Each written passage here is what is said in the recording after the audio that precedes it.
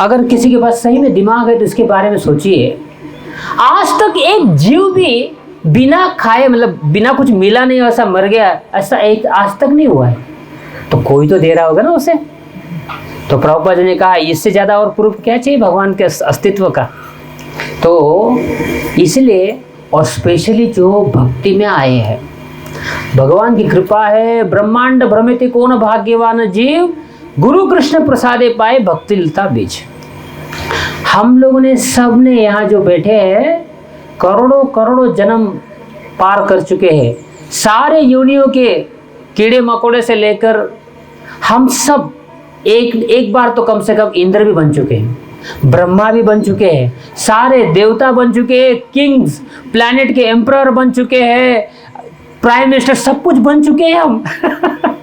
उसके बाद गुरु कृष्ण प्रसादे पाए भक्ति लता बीज, जिसे भक्ति का बीज, जो कृष्ण भक्ति करने का चांस मिला है।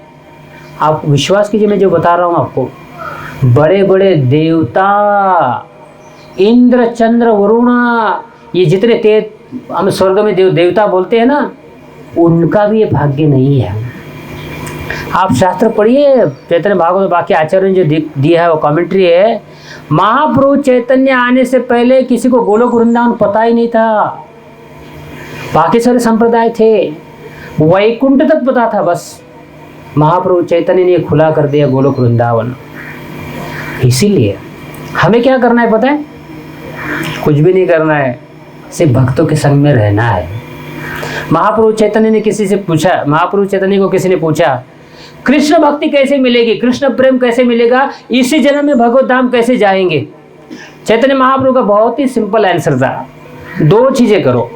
पहली चीज है हरे कृष्ण मंत्र जप करो, और दूसरा है वैष्णव अपराध मत करो। महाप्रभु चैतन्य ने ये नहीं कहा तुम जब तक जीबीसी नहीं बनोगे भगवत धाम नहीं जाओगे, जब तक तुम सन्यासी नहीं बनोगे भगवत धाम नहीं जाओगे, ये कभी नहीं कहा महाप्रभु ने। जो भी मिले, ब्रह्मचारी आए, गृहस्थ आए, सन्यासी आए, कोई भी आए, उन्होंने एक ही कहा हरे कृष्ण मंत्र जप करो और किसी वैष्णव का अपराध मत करो। ये दो चीजें करोगे इसी जन्म में भगवत धाम जाओगे। चाहे वो स्त्री है, पुरुष है, कौन सी आपकी सेवा है, आपका कौन सा पोजीशन है, स्तर है, वो कोई मायने नहीं रखता। हरे कृष्ण मंत्र जप कीजिए। और अभी हम सबके पास हरे कृष्ण मंत्र जप मिला है, अभी हमें क्या करना है पता है? खुश रहना है, सुखी रहना है। कोई जीवन में लोड मत लीजिए, कोई जीवन में टेंशन मत लीजिए। कभी कभी लोगों को ऐसा लगता है ना, क्या होगा क्या होगा। अरे जितना होना था बुरा हजारों लाइफ टाइम में कर चुके हैं हम। ये जन्म में सिर्फ आपको भी भक्ति करने के लिए समय मिला है। सबसे पहले प्रायोरिटी 16 माला जप करने के लिए दो। वैष्णव का संग, आपको मैं यकीन दिला रहा हूँ, आपको बता रहा हूँ, अपने जो भी 5 पैसे वाला रियलाइजेशन है। सबसे पहले प्रायोरिटी जीवन में वैष्णव संग, जहाँ पर भक्ति का हमें कुछ तो दान मिल रहा है, जहाँ हरे कृष्ण मंत्र कान में सुनाई दे रहा है, भागवत का श्रवण हो रहा है, उस जगह अवश्य जाइए। बाकी जगह पे तो आपको बहुत लालच मिलेगी, थोड़ा फिल्म थिएटर में जाना है, थोड़ा इधर जाना है, थोड़ा उधर जाना है। मन को कहना पड़ेगा ये एक ही जन्म है, ये जन्म को अगर मैं सीरियसली लूँ तो भगवत धाम मिलेगा, कृष्ण प्रेम मिल जाएगा, गोलोक वृंदावन मिलेगा, मुक्ति मिल जाएगी। अगर इसी जन्म में अभी कॉम्प्रोमाइज करूँ, थोड़ा बहुत एंजॉयमेंट बाहर की दुनिया का मिल सकता है, लेकिन व्हाट एट कॉस्ट? कौन सा कॉस्ट है उसका? फिर से बर्थ वन डेथ, जन्म मृत्यु का चक्कर चलते रहेगा। इसलिए ये हरे कृष्ण मंत्र को सीरियस लीजिए। और आज हमारा सब्जेक्ट रहेगा, बहुत ही मधुर सब्जेक्ट है, क्योंकि आप सब भक्त हैं, इसलिए मैं सोचा कृष्ण का वृंदावन में एक दिन कैसे जाता है, कृष्ण का शेड्यूल क्या है एक दिन का, वो आज हम गीतों के माध्यम से द्वारा गौड़िया सॉन्ग के द्वारा समझाएंगे। हरे कृष्णा कृष्ण कृष्ण हरे हरे, हरे राम राम राम हरे हरे।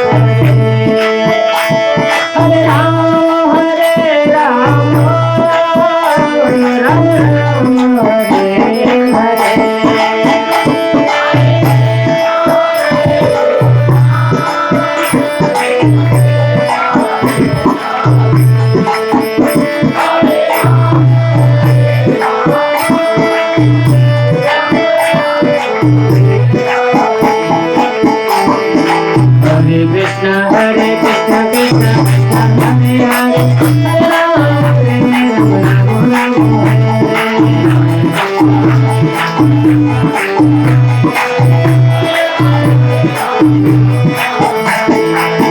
कृष्ण हरे कृष्ण कृष्ण हरे हरे हरे राम राम हरे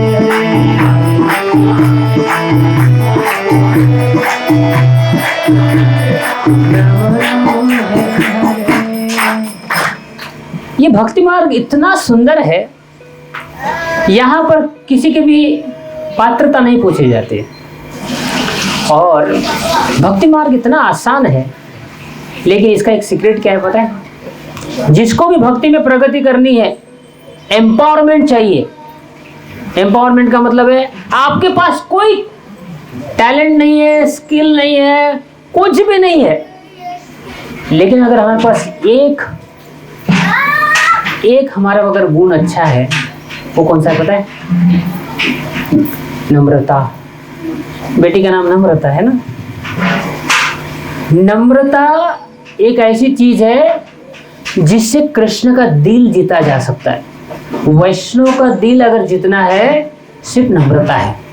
इसलिए एरोगेंस, प्राइड, आर्ग्यूमेंट्स, ये चीजें हमको कृष्ण से दूर ले जाती है। नम्रता हमें वैष्णव के पास, कृष्ण के पास ले आ जाती है। और नम्रता का अर्थ क्या है?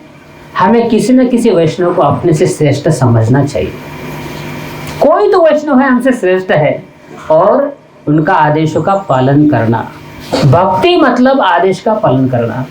अभी भी हम लोग अगर किसी को गोलोक वृंदावन चाहिए ना, उसको एक ही राज सीक्रेट है, क्योंकि हमने गोलोक वृंदावन में कृष्ण की अथॉरिटी स्वीकार नहीं की। गोलोक वृंदावन में कृष्ण के भक्तों की अथॉरिटी स्वीकार नहीं की, इसलिए भौतिक दुनिया में आना पड़ा। अब सॉल्यूशन क्या है? फिर से कृष्ण की अथॉरिटी स्वीकार करो, कृष्ण की भक्ति की अथॉरिटी स्वीकार करो, वही भगवत धाम जाने का मार्ग है। इसलिए नम्रता पूर्वक जो भी हरे कृष्ण मंत्र जीवन भर करेगा, 16 माला जप करेगा, उसके जीवन में जो जो भी आवश्यकता है, चाहे वो भौतिक सुविधाओं की आवश्यकता है, उसे अभी कुछ शास्त्र ज्ञान होना चाहिए, भगवान शास्त्र का ज्ञान भी दे देंगे। उसे कुछ स्किल की आवश्यकता है, वो स्किल्स भी भगवान दे देंगे। कुछ टैलेंट्स की आवश्यकता है, भगवान सारी चीजें दे देंगे। बस नम्रता के साथ जप करते रहिए, चाहे कुछ भी हो जाए, दुनिया इधर से उधर हो जाए, ये मत छोड़िए बस। मैं सीरियसली बता रहा हूँ, ये जब तक हाथ में है, माया भी किसी का बाल बाका नहीं कर सकती। जीवन भर इसको मत छोड़िए, अपने आप सक्सेस गारंटी आपके चरणों में आ जाएगा। सक्सेस क्या हमने, अगर आपको वैष्णव की कृपा है, ये कैसे का समझना है ना, थोड़ा पीछे बैठ जाइए आप लेकर उनको। ऑल ग्लोरीज टू यू, ऐसा नहीं है तो।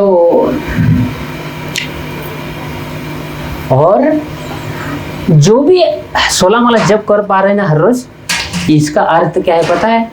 आपके ऊपर वैष्णव की कृपा है, आचार्यों की कृपा है, कृष्ण की कृपा है।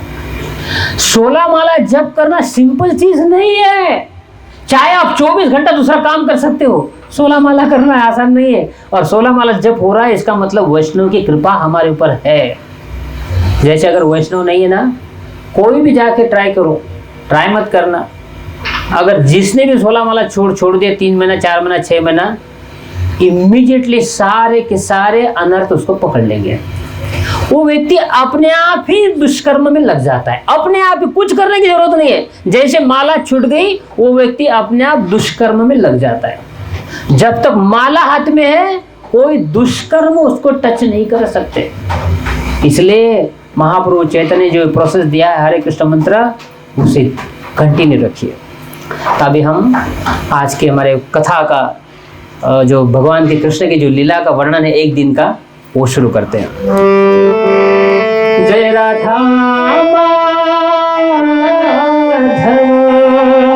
जय कुंज बिहारी,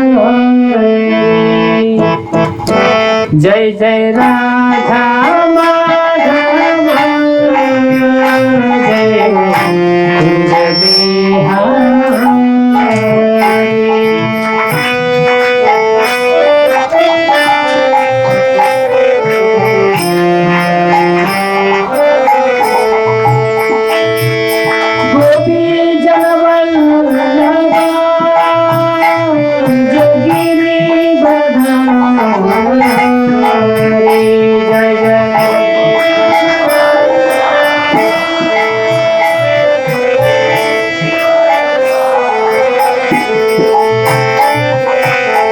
यशोदानंदन रंजन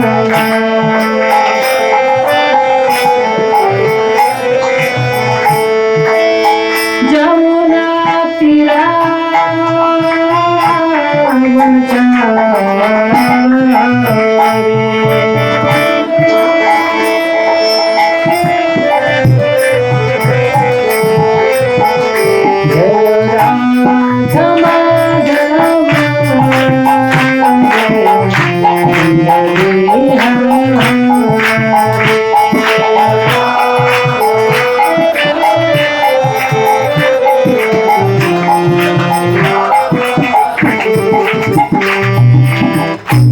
प्रभुपाद जी गोरखपुर में प्रवचन चल रहा था, उसे प्रभुपाद जी ने जय राधा माधव गीत गाया। जय राधा माधव गीत शुरू कर दिया। जैसे प्रभुपाद जी ने जय राधा माधव गीत शुरू कर दिया, प्रभुपाद जी आंखों से अश्रुधारा बहने लगी और प्रभुपाद इंटरनल कॉन्शियसनेस में चले गए।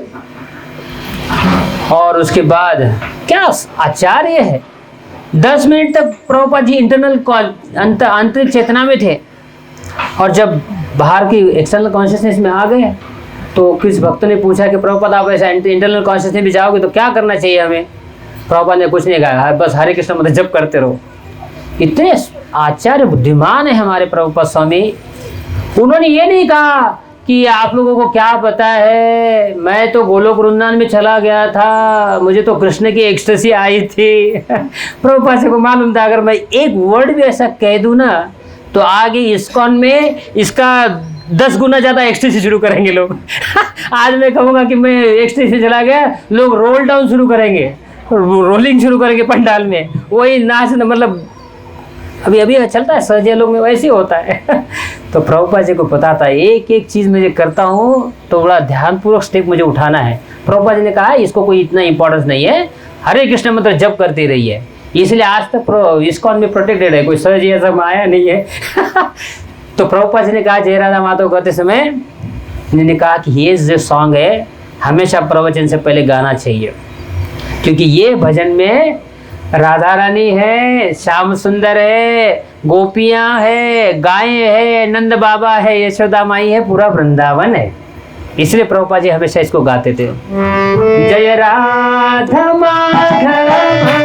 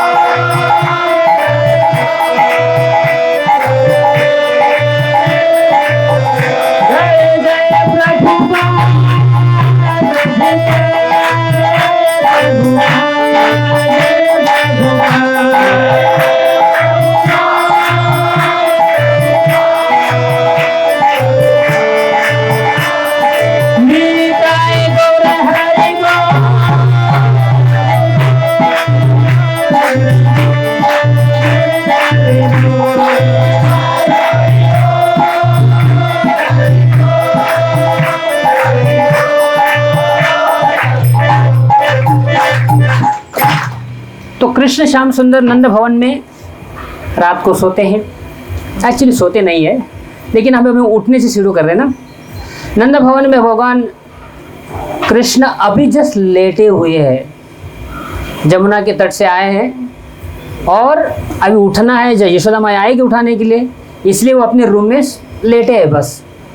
यशोदा माई देखती है मधुमंगल सीधामा सुदामा स्तोक कृष्णा उज्जवल, ये सब जो भगवान के फ्रेंड्स है, ग्वाल बाल है, तो जाकर नंद भवन में सूर्य उगने से पहले ही वहाँ मौजूद है। और मधुमंगल और बाकी सारे सखा कहने लगे अरे कृष्णा अभी तक तुम उठे नहीं हो। यशोदा माई देखती है कि अरे मेरा कान्हा अभी तक उठा क्यों नहीं है। यशोदा माई जाकर देखती है कृष्ण के रूम में आई है और कृष्ण अभी अभी यमुना के तट से आए हैं और अभी जस्ट लेटे हुए हैं कृष्णा। तो यशोदा माई बड़ा सुंदर सा कृष्णदास कविराज गोस्वामी वर्णन करते हैं। यशोदा माई अपना बायां हाथ भगवान के बेड के ऊपर रखती है, दाहिने हाथ से भगवान के बालों को केयर्स करती है, ऐसे केयर्स करती है और कहती है कृष्ण से, हे बेटा श्याम सुंदर कन्हैया, मैं तुम्हें उठाना नहीं चाहती हूँ कि मुझे पता है तुम बहुत थके हो, दिन भर अभी गाय चराने जाना है, लेकिन अगर तुम अभी नहीं उठोगे ना तो गाय दूध नहीं देगी। अभी जो सुबह का गाय धोने का टाइम है, गाय का दूध निकालने का समय है, वो गाय दूध देगी नहीं, इसलिए तुम्हें उठना पड़ेगा। तो भगवान ने कहा चलो कोई बात नहीं, उठ जाते। जैसे भगवान उठते अपने बेड से, सामने देखते अपनी माँ यशोदा माई है और मुखारा है, पौर्णमासी भी है और मुखारा भी है। लेकिन मुखारा देखती, मुखारा ये राधा रानी की दादी है। मुखारा देखती कि कृष्ण के शरीर पर नीले वस्त्र कैसे है तो यशोदा माई बहुत सिंपल, यशोदा माई कहते नहीं, बलराम जी की ड्रेस एक्सचेंज हो चुका होगा। तो भगवान उठते हैं, मधुमंगल पास में खड़ा है, मधुमंगल के कंधे पर हाथ रख के भगवान निकलते हैं और सारे के सारे भी सखा वेट कर रहे हैं कि गौशाला में गायों का दूध निकालने के लिए जाना है।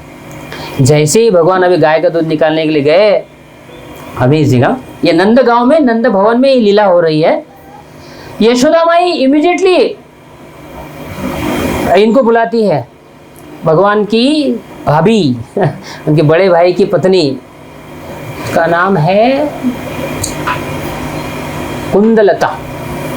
कुंदलता को बुलाते हैं, कहते हैं कि हे कुंदलता, अभी के अभी आप जाओ और श्री राधा को और उनके सारे सखियों को लेकर आओ, उनसे रिक्वेस्ट करो कि कृष्ण के लिए ब्रेकफास्ट बनाना है। अभी सुबह का समय है ना, ब्रेकफास्ट बनाना है। तो कुंदलता कहती है कि क्यों, राधा रानी को क्यों बुलाना है। तो यशोदा माई कहती है कि तुम भूल गई हो क्या कि दुर्वासा मुनि ने आशीर्वाद दिया है श्री राधा को कि जी राधा जी के हाथ से जो भी प्रसाद ग्रहण करेगा वो व्यक्ति बहुत दीर्घायुषी होगा, वो व्यक्ति कभी बीमार नहीं पड़ेगा। ये सारे आशीर्वाद बेनेडिक्शन दिए दुर्वासा मुनि ने, इसलिए वो आप जाओ उनको बुला कर लेके आओ। तो कुंदलता देवी को पता है कि जटिला और कुटिला जो भगवान श्री राधा के जो सास और ननद है वो इतने आसानी से मानेंगे नहीं, इसलिए बहुत सारे गिफ्ट्स, सोने के गिफ्ट्स लेके जाती है। और जटिला को कहती है कि यशोदा माई ने कहा है कि श्री राधा को आने के लिए। जटिला बोलते नहीं ऐसे नहीं होगा, तो तुरंत गिफ्ट रखती है सामने बोलते ठीक है आप जाओ। राधा रानी को कहती है तुम भी जाओ। अब श्री राधा और सारी सखियाँ जावत से चल के आती है और नंदगांव में प्रवेश करती है। श्री राधा और सखियाँ इतनी खुश है कि अभी कृष्ण के लिए कुकिंग करना है। तो हमारे भक्तिविनोद ठाकुर जी इतना सुंदर गीत लिखते हैं, ये आप अपने बुक्स में ढूंढ सकते हैं। इसे भोगारती कहते हैं, यहाँ से स्टार्ट होता है। शुद्ध भक्त नहीं, शुद्ध भक्त नहीं है ये, भज भक्त वत्सल सी गौर हरि, भज भक्त वत्सल सी गौर हरि। ये 70 पेज पर ही है, राइट, पेज उल्टा हो गया था भज भक्त वत्सल सी गौर हरि। ये सॉन्ग में अमेजिंग, मैंने गोविंद लीलामृत का एक चैप्टर पढ़ा, मतलब पूरा बुक पढ़ा, उसमें से एक चैप्टर है ये, भगवान के लिए राधा रानी कैसे कुकिंग करती है। और भक्तिविनोद ठाकुर ने उसी सारी लीला को ये गीत में दिया है। अभी हम उस गीत को भी गाएंगे और आगे कुकिंग कैसी लीला होती है वो भी बताएंगे। भज भक्त वत्सल श्री गौर हरे, भज भक्त वत्सल श्री गौर हरे,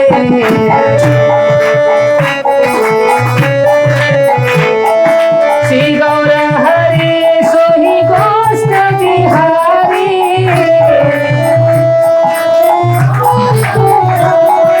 नविंद यशोमति चित्रहारी,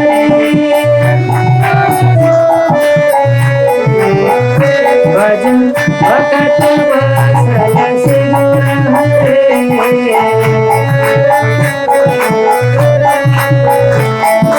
बेला होले दामोदर से खोना,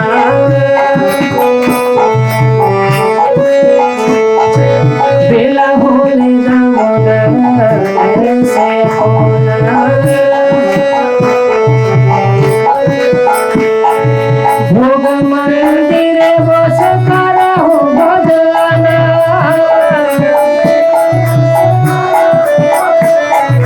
नंदे नंदी से बधाई,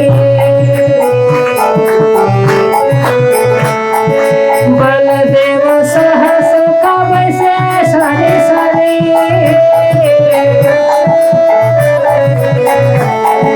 नंदे नंदी से गिरी बधाई,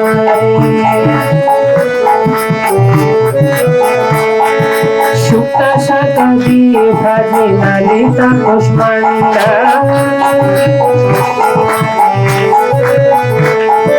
डाली डल्ला दूध तुम्बी दगे ऊंचा खंडा,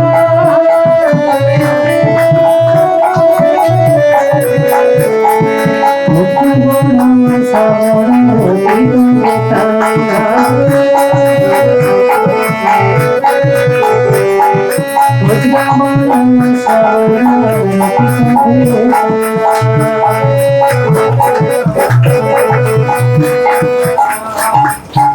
हमारे गोविंद प्रभु यहाँ कुकिंग कर रहे हैं ना तो ये कुकिंग में श्री राधा जी क्या क्या प्रिपरेशन बना रही है इसका वर्णन पूरा आता है। श्री राधा जी उनके साथ ललिता, विशाखा, इंदुलेखा, चंपकलता, रंग देवी, सुदेवी, रूप मंजरी, लवंग मंजरी, ये सारे गोपियां उनके साथ में हैं। अब राधा रानी कुकिंग करनी है तो कुकिंग में पानी कौन सा, जल कौन सा यूज किया जाएगा। यशोदा माई ने पहले रात को ही जमुना का जल लेकर आई है और नंद भवन के टेरेस पर उसके खुला रखा है कि पूर्णिमा की रात का जो चंद्रमा की जो किरणें हैं वो पानी में उतरेगी और वो पानी का जो अमृत है चंद्रमा की किरण का वो उसमें जाएगा। वही जल दूसरे दिन श्री राधा कुकिंग में यूज करती है। जैसे ही यशोदा माई ने कहा कि बेटा श्री राधा आई, बहुत ही नम्र है श्री राधा। पहले यशोदा माई के चरण छूती है, यशोदा माई सब गोपियों को आशीर्वाद देती है और यशोदा माई राधा रानी के फोरहेड को किस करती है और उनको परमिशन दे के कुकिंग स्टार्ट करती है। अब यहाँ पे कुकिंग क्या क्या हो रहा है। शुक्ता शकदी भाजी नलिता कुष्मांड। शुक्ता मतलब सब्जियाँ, लेकिन उसमें थोड़ा कड़वा होता है। आप करेला डालो या नीम के पत्ते डालो। बंगाल में स्पेशली ऐसा होता है कि भोजन से पहले थोड़ा कड़वा खाया जाता है। अगर आप शुक्ता खाएंगे, थोड़ा नीम का पत्ता या फिर ये कड़वा थोड़ा डालेंगे, एपेटाइट बढ़ती है, भूख ज़्यादा लगती है। इसलिए राधा रानी ने एक शुक्ता बनाया और साग बनाया, साग, हरी सब्जियाँ। चैतन्य महाप्रभु जब बंगाल में थे, उनकी मदर उनके लिए 26 प्रकार के साग बनाती थी। माता यहाँ आप लोगों को कितने साग, अब है ही नहीं उतने उपलब्ध, तो क्या करेंगे। 26 प्रकार के साग कहाँ से उपलब्ध लाएंगे ना, उतने है ही नहीं। महाप्रभु चैतन्य के लिए सच्ची माता बनाती थी, 26 प्रकार के साग बनाती थी। दूध के अंदर दूधी भोपला, और ये जो मीठा मिष्ठान है, माधवेंद्रपुरी भी उसे बड़े चाव के साथ खाते थे।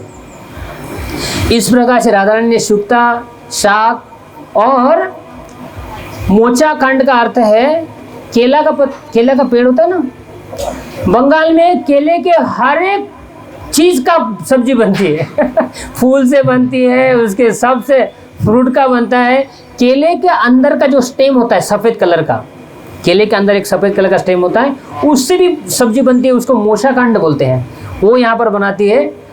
फिर अमेजिंग ऐसे अलग अलग प्रकार के वड़े बनाए हैं, और सब है घृत अन्न, सब कुछ प्योर घी में, गाय के देसी घी में बनाया गया है। और पायसन, पायसम बोलते हैं साउथ इंडिया में उसके कहते हैं, तो यहाँ पे भी है।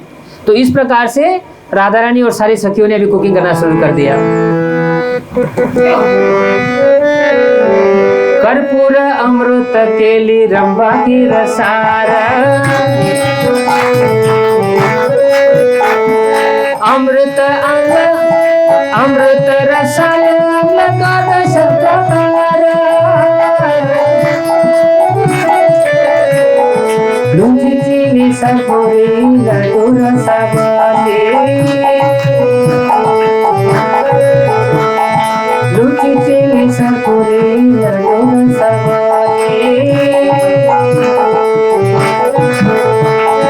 भोजन करन कृष्ण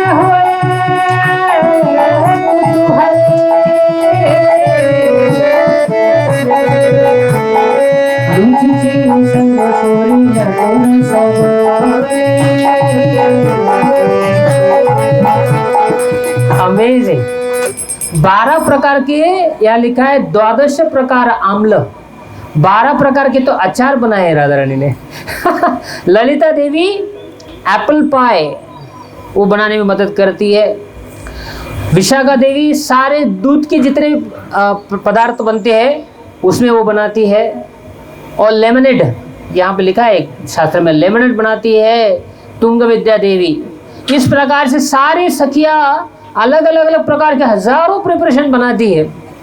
अब यशोदा माई कहती है एक गोपा को, जाओ कृष्ण को बुला कर लेके आओ, अब सब ब्रेकफास्ट रेडी है। अब गोपा जाता है कृष्ण को बुलाने के लिए, वापस आता है खाली हाथ। यशोदा माई कहते क्यों, कृष्ण क्यों नहीं आए? बोलते कृष्ण बहुत बिजी है। तो यशोदा माई को क्या करने में बिजी है? वो दो बैलों की उन्होंने ये लड़ाई लगाई है, बड़े बड़े बैल है, दोनों का ये लगा दिया, उनका टक्कर लगा दी है, और वो देखने में बहुत बिजी है। तो यशोदा माई बोलती है उनको, बोलो टाइम पास बंद करो, जल्दी आ जाओ, यहाँ पर सखियों ने इतने मेहनत करके प्रसाद बनाया है और वो 2 बैलों की टक्कर लगा के बैठा हुआ है। तो भगवान यशोदा माई का आदेश आने के बाद फिर कृष्ण स्वयं आते हैं। इतना सुंदर वर्णन करते हैं। देखिए यहाँ लिखिए, भोजन करे न कृष्ण होए कुतूहली। ये नंद बाबा बैठे हैं यहाँ पर, लेफ्ट साइड में बलराम जी बैठते हैं, राइट साइड में कृष्ण, और कृष्ण के बाद मधुमंगल, और मधुमंगल के बाद सारे उनके जो सखा है ऐसे एक लाइन में बैठे हैं। अब ये सारा प्रिपरेशन जो जितने बनाए हैं सखियों ने, गोपियों ने, ये सारा अभी डिस्ट्रीब्यूट करने का समय आ गया। लेकिन उसमें से एक भी सखियाँ सामने नहीं है, क्योंकि उन्हें बलराम जी है, नंद बाबा है, इनके सामने नहीं आना चाहते वो। तो यशोदा माई, रोहिणी माता और बाकी जो एल्डरली गोपीज है वो अभी सर्विंग शुरू करते हैं। चले बल्ले लड्डू खाए से मधु मंगाला, चले बल्ले लड्डू खाए से मधु मंगाला, मगल बजाए आरती हरि बोला, चले बल्ले लड्डू खाए से मधु मंगाला, मगल बजाए आरती हरि बोला, राधिका दिन में हरि नयन रखोगे, राधिका दिन में हरि नयन रखोगे, तृप्त होए खाए कृष्ण जशोदा भवने, राधिका दिन में हरि नयन रखोगे। अमेजिंग। अब सारा प्रिपरेशन रेडी है। यशोदा माई कहती, पूछती राधा रानी से, अरे राइस कहाँ है? चावल जो भात होते हैं अन्न, वो कहाँ है? राधा रानी कहती है आप चिंता मत कीजिए, आप 2 मिनट में आ जाएगा। अब यहाँ पर कृष्णदास कविराज गोस्वामी राइस बनाने का तरीका बताते हैं। राधा रानी राइस कैसे कुकिंग करती है कृष्ण के लिए। वो एक पतला सा व्हाइट कपड़ा लेती है, एकदम थिन क्लॉथ, एकदम पतला क्लॉथ, और उसमें फाइनेस्ट क्वालिटी ऑफ राइस, एकदम छोटा सा बारीक पतला वाला राइस है, वो डाल दिया है धो के, और उसके अंदर उसको ऐसे पोटली बनाई, ऐसे राइस डाल दिया, उसको पोटली बनाई, और वहाँ उबलता हुआ पानी है, बॉइलिंग हॉट वाटर, उसके अंदर अगरू, कैम्फर और कैम्फर वो पानी में ऐड करती है श्री राधा। अब वो पानी बॉइलिंग हो रहा है, उसके अंदर फिर ये जो चावल जो इसमें डाला हुआ है ना पोटरी में, अपने चावल कपड़े के अंदर, वो उसको ऐसे छोड़ देती है उसके अंदर। 2 मिनट में राइस पक जाता है। थोड़ा जगह खुला रखती है तो चावल फूल जाता है। जैसे ही वो चावल को बाहर निकाले और फिर राइस के ऊपर टॉप पे घी डालती है। राइस ऐसे सर्व करना चाहिए, प्रभुपाद जी लिखते हैं। तो राइस एकदम हॉट, पाइपिंग हॉट, और ऊपर से प्योर घी डाल के पूरे नंद भवन में उसका सुगंध फैल गया वो राइस में। और फिर वो राइस भगवान देखते, वाओ, भोजन करे न कृष्ण होए कुतूहली। इतना सारा प्रिपरेशन देखने के बाद कृष्ण कुतूहल, मैं कौन बनाया भाई इतना सारा। और उसमें लिखा है छल्ले बल्ले लड्डू खाए श्री मधु मंगल। और गोपियों को और सारे यशोदा मैया और बाकियों को पता है कि मधु मंगल को क्या अच्छा लगता है। मधु मंगल के सामने एक बहुत बड़ा ट्रे, बड़ी सी प्लेट, ऐसे माउंटेन्स ऑफ लड्डू, ऐसा पहाड़ बना के रख दिया। मधुमंगल ने लड्डू देख के बड़ा खुश हो गया। बगल बजाए आरदे हरि बोला। बगल मतलब पहले ये सब वीडियो गेम वगैरह नहीं थे ना बच्चों को खेलने के लिए। अभी तो सब थर्ड क्लास हो गया। अभी तो कोई बच्चे गेम भी नहीं खेलते, वीडियो गेम ही खेलते हैं, 24 घंटा मोबाइल देखते रहते हैं। पहले बचपन में ऐसा, पहले बच्चे जब खुश हो जाते थे ना तो ऐसे बगल बजाते थे। अब वो सिस्टम गायब हो गया, अभी नहीं ना वो सिस्टम। तो यहाँ लिखा है मधुमंगल ने जब लड्डू देखा तो बगल बजाने लगा। और आगे है राधिका दिगन हेरी नयन रखोने, राधिका दिगन हेरी नयन रखोने, तृप्त होए खाए कृष्ण जसोदा भवने, राधिका दिगन हेरी नयन रखोने।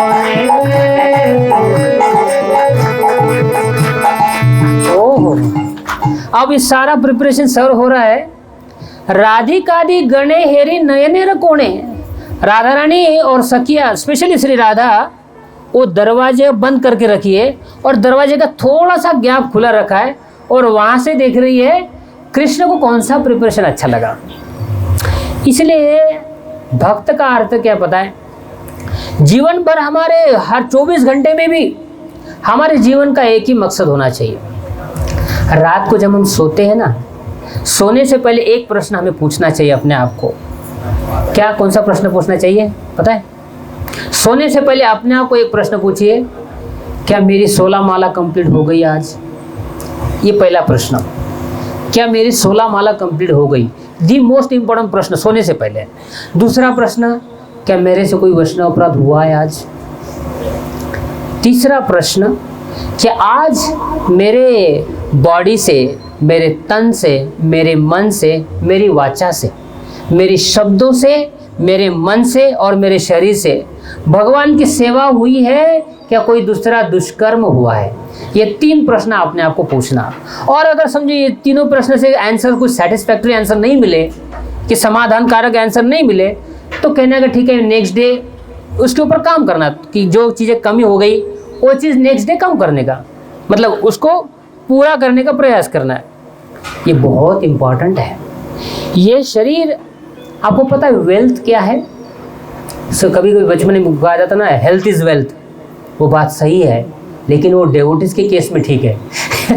अरे जो व्यक्ति अपने शरीर को भगवान की सेवा में लगाता है उसके लिए परफेक्ट है वो। ये शरीर की ज़रूर आप संभालो, इसको अच्छे से रखो, अपने हेल्थ को एकदम अच्छा से संभालो, क्योंकि आपको इसे कृष्ण की सेवा में लगाना है। अगर कोई गधा भी बन गया, बड़ा पहलवान भी बन गया, लेकिन कृष्ण की सेवा में नहीं, तो फायदा क्या बताओ? अरे वो जगत सुंदरी भी है, मिस यूनिवर्स भी है, लेकिन अगर कृष्ण की सेवा में नहीं है तो फायदा क्या है सुंदरता का? वेस्ट है वो। चाहे वो धनी है, सुंदर है, पहलवान है, कृष्ण की सेवा में नहीं लगा है, वो वेस्ट है, मर जाना ही बेहतर है उससे। लेकिन जो भक्त है, जो भगवान की सेवा में लगे हुए, उनका शरीर भगवान की सेवा में लगा है, उनका मन भगवान की सेवा में लगा है, उनकी वाचा भगवान की सेवा में लगी है, उन्हें ज़रूर अपने शरीर की संभाल कर रखना चाहिए। यही शरीर है आपको भगवत धाम ले जाएगा। यही शरीर, अगर शरीर स्वस्थ नहीं रहेगा, माला कैसे कर पाएंगे, भक्तों की सेवा कैसे कर पाएंगे, वैष्णव की सेवा कैसे कर पाएंगे? इसलिए जरूर आंखों को अननेसेसरली वो 24 घंटा यूट्यूब देखने में मत लगाइए। ये आंखों को संभाल के रखिए, भागवत पढ़ना है, इससे चैतन्य चरितामृत पढ़ना है, प्रभुपाद जी के बुक्स को पढ़ना है, कानों को संभाल के रखिए, भक्तों के प्रवचन सुनने हैं, भागवत सुनना है, जीवा और दांत को संभाल के रखिए, हरे कृष्ण मंत्र जप करना है। लिमिटेड एनर्जी है अपने पास, आंखों की क्षमताएं लिमिटेड है, कानों की क्षमता लिमिटेड है, इंद्रियों की क्षमता लिमिटेड है। अभी ऐसे जवानी में लगता है कि अरे अभी तो तंदुरुस्त हूँ, बुढ़ापे में एक एक चीज करने के लिए 10 बार सोचना पड़ेगा। मैं एक जगह, बड़े व्यक्ति थे बहुत, वहां पे प्रवचन के लिए गया। उनके जो पिताजी थे, वृद्ध थे बहुत, उन्होंने उनको कहा था कि मुझे मेरे गले में हार डाले। वो चेयर पे बैठे थे, चेयर से उठने के बाद एक स्टेप उठना था उनको, एक पैर आगे करना था। एक पैर आगे करने के लिए उन्होंने 5 मिनट सोचा, कैसे आगे पैर उठाऊं, दाया पैर रखो आगे, क्या बाया पैर हाथ आगे रखो। वही आदमी जो पहलवान था पहले, वो व्यक्ति बुढ़ापे में एक आगे स्टेप उठाने के लिए 5 मिनट प्लानिंग कर रहा है। क्योंकि अभी जो हमारी इंद्रियां है ना, अभी हमको लगता है हम वी टेक इट कैजुअली, ऐसा कि टेक इट फॉर ग्रांटेड, लेकिन यही आंखें आगे दिखेगा नहीं, दांत बोलना मुश्किल हो जाएगा, एक एक शब्द मुश्किल होता है। अभी अपने पास शक्ति है, लगाओ कृष्ण की सेवा में। इतना सब, जो भी जिनका शरीर तंदुरुस्त है, इतने भाग्यवान है। आप कुकिंग कर सकते हो भगवान के लिए, आप भगवान के लिए जप कर सकते हो, आप नाच सकते हो, कीर्तन कर सकते हो, गा सकते हो। अरे इतना ही सब, भगवान के सामने सज धज के भी आओगे तो भी भगवान खुश हो जाते हैं। किसी ने कहा प्रभुपाद जी को, क्या स्वामी जी श्रृंगार नहीं करना चाहिए क्या इस्कॉन में? प्रभुपाद ने कहा, मूर्ख किसने कहा ऐसे? गोपियां तो सबसे सुंदर थी, क्या वो अपना श्रृंगार नहीं करती थी? लेकिन वो कृष्ण के लिए करते थे। हम भी अपने शरीर का श्रृंगार करो कृष्ण की संतुष्टि के लिए। तो यहाँ राधा रानी और गोपियां, तो यहाँ पर पूरा कुकिंग करने के बाद राधा रानी अभी पीछे से वो जो ये छोटा सा डोर खुला है, वहां से देख रही है कि कृष्ण को कौन सा अच्छा लगा। भोजन प्रिय कृष्ण सुवासित बारे, सबे मुख प्रफुल्ल होए सभी सारे। भोजन प्रिय कृष्ण सुवासित बारे, सबे मुख प्रफुल्ल होए सभी सारे। हस्तमुख प्रकलय जत सतबले, आनंदे विश्राम करे बलदेवा से।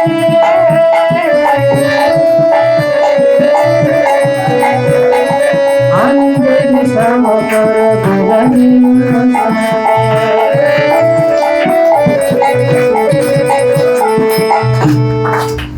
अब कृष्ण है ना, सारे फ्रेंड लोग शुरू कर दिया और कृष्ण खा ही नहीं रहे कुछ। यशोदा माई कहती है, बेटा तुम प्रसाद क्यों नहीं ले रहे हो? तो बाद में मधुमंगल बोलता है कि माता ऐसा है, आप चिंता मत करो, ये कृष्ण ना बहुत मित भूखी है, बहुत कम खाता है, और जो सुबल है वो अभी अबल हो गया है, वो नाम के लिए सिर्फ सुबल है, उसका बड़ा शक्तिमान है, लेकिन उसके पास शक्ति नहीं है। लेकिन आप चिंता मत करो, ये जितना भी बनाया ना मैं अकेले खा जाऊंगा। तो कृष्ण ने कहा, ये पूरा गोविंद लीलामृत में कृष्णदास कविराज गोस्वामी लिखते हैं, कृष्ण ने कहा अच्छा तू खा लेगा पूरा। भगवान ने अपने हाथ में कुछ लड्डू लिए और इस प्रकार से मधुमंगल की मुख में डाल दिए। और क्या किया पता है भगवान ने? एक मुट्ठी में ऐसे लगा के 2-3 है, दुनिया के जितने भी लड्डू है सारे के सारे लिए और मधुमंगल के मुख में डाल दिए। भगवान तो कुछ भी कर सकते हैं ना। मधुमंगल का सब पेट भर गया। भगवान बोले ये क्या हो गया भगवान, सडनली 1 मिनट के अंदर आपने ऐसा क्या किया? फिर यशोदा माई कहती है बेटा तुम अगर नहीं खाओगे राधा रानी को अच्छा नहीं लगेगा। जावत से श्री राधा और सारी गोपियां सुबह से लेकर अभी तक तुम्हारे लिए कुकिंग कर रही है और तुम नहीं खाओगे तो अच्छा नहीं लगेगा। भगवान ने कहा रियली? फिर भगवान ने सही में अपना भोजन स्टार्ट कर दिया। अब जैसे ही भोजन हुआ, आगे यहाँ पर लिखा है, एक वाला पॉइंट है,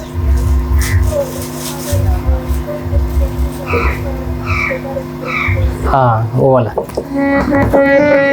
राधिका दिगन हेरी नयन रकोने,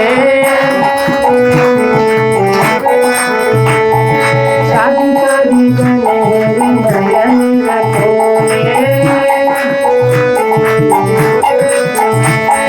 तृप्त हुए खाए कृष्ण यशोदा भवाने, तृप्त हुए खाए कृष्ण यशोदा भवाने। अमेजिंग। जब कृष्ण ने देखा कि अच्छा राधा रानी बनाने के लिए आई है, तो कृष्ण ने एक यहाँ पे लिखा है कर्पूर अमृत केली, एक अमृत केली नाम का प्रिपरेशन है। आप कहेंगे कि वो क्या चीज़ होती है, वो सिर्फ राधा रानी को ही पता है। वो एक प्रिपरेशन बनाती है अमृत के लिए। यहाँ पर भी अभी भी अमृत के लिए आप बना सकते हैं, लेकिन जो श्री राधा बनाती है वो अलग ही चीज़ है। उन्होंने एक अमृत केली बनाए और भक्तिविनोद ठाकुर एक लिखते हैं, cake floating on a condense milk. Thank you bro. Cake floating on a condense milk.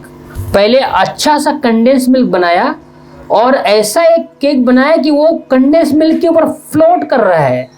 ये प्रिपरेशन देखने के बाद कृष्ण बोलते वाह ये क्या चीज़ है। और जैसे कृष्ण ने एक बाइट लिया ऐसे, and he looked to the doors, वो जो दरवाजा है, और वो बाइट लेते समय उन्होंने पूरा एक सेटिस्फैक्शन के साथ देखा है, ये वाला बहुत अच्छा लगा। जब राधा ने देखा कि वाह, तो कितना मतलब, उसके बाद राधा रानी खुश हुई, सारी गोपियाँ खुश हो गई। अब कृष्ण उठे, हाथ धोने के लिए गए, और यहाँ पे लिखा है हस्तमुख प्रकलय जत सका गाने, आनंद विश्राम करे बालक बसाने, जामुल रसाला ने तामुल मसाला, कहा कि कृष्ण चंद्र सुखे निद्रा गेला, कहा कि कृष्ण चंद्र सुखे निद्रा गेला, जसुमती जपे कृष्ण अनेता, श्री कृष्ण प्रसाद राधा भुंजे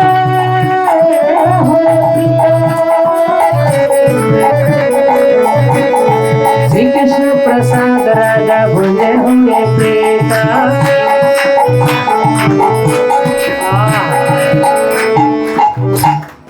जाम्बुल रसाला आने तांबुल मसाला। एक जाम्बुल नाम का जो सखा है, उन्होंने भगवान को हाथ धोने के बाद एक तांबुल दिया है। तांबुल का मतलब है पान। भगवान खा सकते हैं, भक्तों को नहीं खाना चाहिए। भगवान का प्रसाद जो अन्न है वो ले सकते हैं, तांबुल नहीं ले सकते। वो बहुत सारे संप्रदाय में तांबुल खाते हैं, पान खाते हैं, उनसे हमें उनकी निंदा करने की आवश्यकता नहीं। लेकिन सुपारी, पान, अब तंबाकू तो बिल्कुल ही नहीं, लेकिन सुपारी, पान, चाय भक्त लोग नहीं पीते, खाते नहीं हैं। तो भगवान को चलता है, लेकिन भगवान को जाम्बुल ने तांबुल दिया यशोमती आज्ञा पे धनिष्ठा अनित। अब ये धनिष्ठा सखी कौन है? ये यशोदा माई की मेड सर्वेंट है। कुछ ऐसे सखियां हैं, मैक्सिमम सारी सखियां राधा रानी की ये मेड सर्वेंट्स हैं। कुछ ऐसी सखियां जो सिर्फ यशोदा माई के साथ ही रहती है, तो धनिष्ठा उसमें से एक है। धनिष्ठा को आज्ञा दी माँ यशोदा माई ने कि जो कृष्ण की प्लेट है वो लेकर आ जाओ। तो वो कृष्ण की प्लेट लेकर आई और यशोदा माई ने कहा इतना सारा कुकिंग हो गया, सुबह से लेकर 9 बजे तक कुकिंग चल रही है, लेकिन अभी तक सारे गोपियों ने किसी ने प्रसाद लिया नहीं और राधा रानी दिख भी नहीं रही है। तो इन्होंने कहा, धनिष्ठा को कहा यशोदा माई ने, सारी सखियों को कहो कि प्रसाद ग्रहण करें। धनिष्ठा ने क्या कहा पता है? धनिष्ठा ने कहा कि जब तक श्री राधा भोजन ना करे, वो जल ग्रहण ना करे, सखियां भोजन कर देखेगी भी नहीं। ललिता, विशाखा, सारी अष्ट सखियां, मंजरी जो भी है, जब तक श्री राधा भोजन ना करे वो अपने जल को भी स्पर्श नहीं करेगी।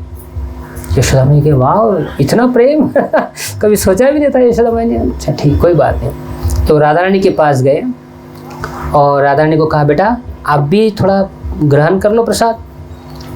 लेकिन जैसे धनिष्ठा ने कृष्ण की प्लेट लेके आई तो धनिष्ठा के ऊपर राधा रानी ने इतना आशीर्वाद दिया कि उनको पता था कि मुझे क्या चाहिए। धनिष्ठा ने वही लेके आए, कृष्ण का प्रसाद। श्री राधा ने कृष्ण की प्लेट से प्रसाद लिया और वही जो राधा और कृष्ण का महाप्रसाद है, अब सारी सखियां ललिता दिशा के गण अवशेष पाए, ललिता दिशा के गण अवशेष पाए, मने मने सुखे राधा कृष्ण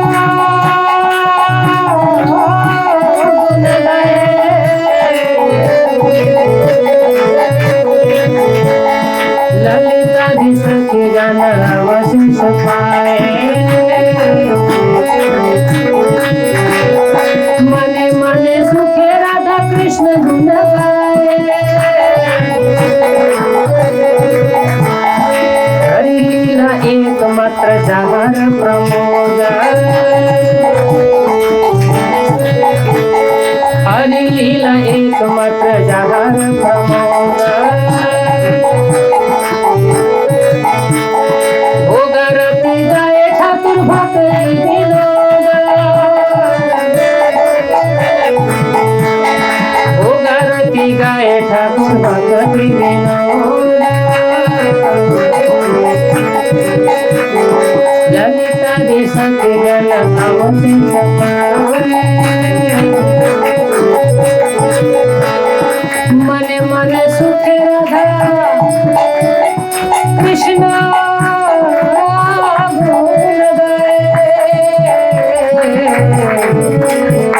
मने मने सुखे राधा कृष्ण गुण गाए। अमेजिंग। पता आपको ललिता देवी कौन है? ललिता, विशाखा, ये सखियां ऐसी है कि स्वर्ग की जो अप्सराएं है ना, स्वर्ग की अप्सराएं कभी कभी अभी कलयुग में नहीं आते, वो पृथ्वी पर द्वापर युग तक स्वर्ग के अप्सराएं कभी कभी त्रिकुट माउंटेन और बाकी सारी जगहों पर जो तालाब होते हैं ना, वहाँ पर स्नान के लिए आती थी। अभी भी आती है, लेकिन स्वर्ग की वही प्लैनेट में करती है। स्वर्ग के अप्सराओं ने अगर किसी तालाब में स्नान किया, ये भागवत में लिखा है, स्वर्ग के अप्सराओं ने अगर किसी तालाब में स्नान किया, वो उस पूरा तालाब का पानी परफ्यूम बन जाता है। उनकी बॉडी में इतना सुगंध है कि पानी परफ्यूम बन जाता है। सोचिए वो स्वर्ग की सुंदरा कितनी सुंदर है, अप्सरा कितनी सुंदर होगी। यही अप्सराएं जब सची की तरफ देखती है, सची मतलब इंद्र की पत्नी, तो अपनी लज्जा से अपने सर झुका देती है। इंद्र की पत्नी इतनी सुंदर है। इंद्र की पत्नी जब उमा पार्वती को देखती है तो वो अपने सर झुका देती है। पार्वती इतनी सुंदर है। पार्वती माता वैकुंठ के लक्ष्मियों के तरफ देखती है तो वो अपने सर झुका देती है। और ये आप भागवत पढ़िए और हमारे आचार्यगण बताते हैं कि सारे वैकुंठ के प्लैनेट्स के जो देवियां हैं, वो जब सखियां और गोपियों को देखते राधा रानी के, वो अपने सर झुका देते। ये हमारे आचार्य लिखते हैं। और ऐसे ललिता देवी, विशाखा देवी, सारे सखिया श्री राधा के प्रसाद को, उच्छिष्ट को ग्रहण करते करते मने मने सुखे राधा कृष्ण गुण गाए। उनका एकमात्र एक ही उनका आनंद है जीवन में, राधा रानी के चरणों में रहना, राधा के गुण गाना, कृष्ण के गुण गाना। इस प्रकार से भक्तिविनोद ठाकुर इस गीत को लिखते हैं। अब जैसे भगवान थोड़ा रेस्ट करते हैं, थोड़ा सा 10 मिनट के लिए विश्राम करते हैं, LSD करते हैं, लेफ्ट साइड डाउन, उसके बाद तुरंत उन्हें अभी गाय चराने जाना है।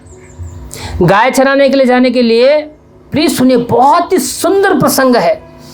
Krishna every day he goes to the forest for herding the cows. क्या उनके पास धन नहीं है? गाय चराने जाता है, उसका धंधा पानी नहीं है भाई उसके लिए, इसलिए जा रहा है। भगवान को क्या है, नमाम कर्माणि लिम्पन्ति नमे कर्म फल स्पृहा, मुझे कोई काम धंधा करने की आवश्यकता नहीं है। गाय को किसी मकसद के लिए या कुछ पैसा कमाने के लिए नहीं करना चाहिए। गाय एक धर्म है, गाय अपने लिए बर्डन नहीं है।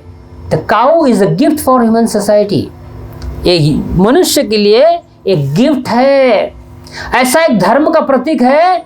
जब तक गाय ये पृथ्वी पर दिखेगी तब तक आपकी सुविधाएं आपको मिलेगी। जब तक गाय की रक्षा होगी, प्रभु का नाम जप होगा, तब तक पृथ्वी माता भी सबको सारी सुविधाएं देगी।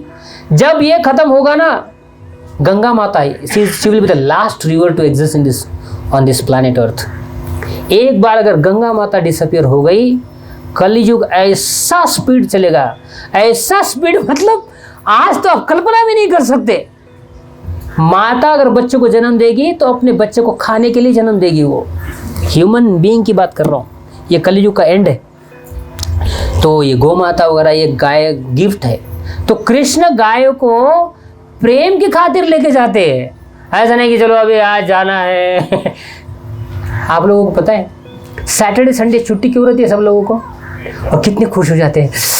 5 दिन के बाद फ्राइडे नाइट को बोलते हैं अब कल सैटरडे संडे छुट्टी, या तो सो जाऊंगा, कहीं घूमने जाऊंगा, पहाड़ देखने जाऊंगा। ये आपकी जगह कितनी अच्छी है, कितना जल मस्त दिखता है। जैसे मैंने देखा, वाह क्या प्लेस है, इतना सुंदर जल दिख रहा है यहाँ पर।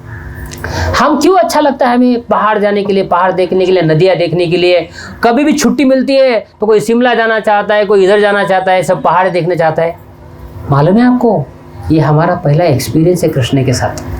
गोलोक वृंदावन में सारी सखियाँ, गोपियाँ, कृष्ण हमेशा राधा कुंड में, जमुना के तट पर, गोवर्धन पर्वत, ये पर्वत वगैरह हमें अच्छे से लगते हैं कि हम वहाँ रह चुके हैं।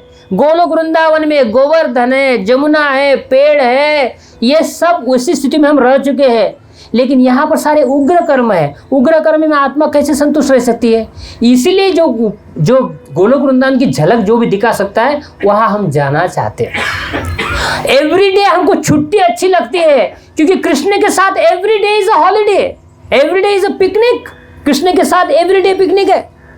अरे जो भगवान के ग्वाल बाल होते हैं ना, वो तो जैसे सूरज डूबता है ना, तो सूरज को चंद्रमा को कोसते हैं वो। अरे चंद्रमा तू क्यों निकला है? सूरज के कहते तुम डूबा क्यों है? क्योंकि अभी पूरी रात हमें कृष्ण को देखने के लिए नहीं मिलेगा। अब कल सुबह तक मतलब 10 घंटा 12 घंटा हमें वेट करना है। जब अर्ली मॉर्निंग होगी तब हम कृष्ण के साथ चले जाएंगे। ये रात होती क्यों है? ऐसे सारे गोपाल बोलते हैं। और गाय भी कहती है रात होती क्यों है? क्योंकि रात के समय हमको वापस आना पड़ता है, नहीं तो हम भगवान के साथ, भगवान बांसुरी बजाते हैं, अलग अलग गेम्स खेलते हैं। आप जो भी यहाँ क्रिकेट खेलते हो, जो भी गेम्स खेलते हो, वो सारे गेम्स कृष्ण ने खेल चुके हैं। आपके सब गेम कृष्ण से ही आते हैं।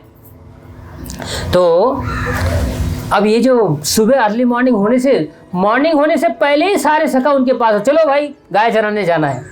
मतलब ये गाय का पालन करना, ये बर्डन नहीं, ये आनंद की अनुभूति देता है। लेकिन उस प्रकार से हमारा भाव होना चाहिए। तो भगवान अभी गाय चराने जा रहे हैं। सारे मधुमंगल सखा वगैरह एकदम रेडी है, जैसे लेके सोल्जर्स होते हैं ना, अपने अस्त्र शस्त्र लेके रेडी है। तो ये सब ग्वाल बाल अपने काठिया लाठियाँ लेकर बैठे हैं, को अपने पोटरी भरे हैं। लंच के लिए उन्हें माताओं ने सब अलग अलग व्यंजन भर के दिए हैं। और किसी ने बिगल हॉर्न्स, भैंस के सींगों से बनाए हुए हॉर्न, किसी के पास बांसुरी है, किसी के पास अलग अलग वाद्य बजाने वाले।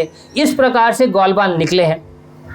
अब सुनिए, ऐसे कुछ बछड़े थे जिनका जन्म सिर्फ 2 दिन पहले हुआ था बस। लेकिन 2 दिन पहले जन्म होने के बाद वो बछड़े ने सुना था कि जब कृष्ण जाते गाय चराने के लिए उतना आनंद होता है वहां पर, तो वो 2 दिन का जन्म हुआ बछड़ा वो भी जाना चाहता है उसमें। लेकिन जो वृद्ध ग्वालबाल है उनको रोकते हैं, अरे ये कैसे जा सकता है, तो छोटा सा बालक बछड़ा अभी तो जन्म लिया है, ये नहीं जा सकता।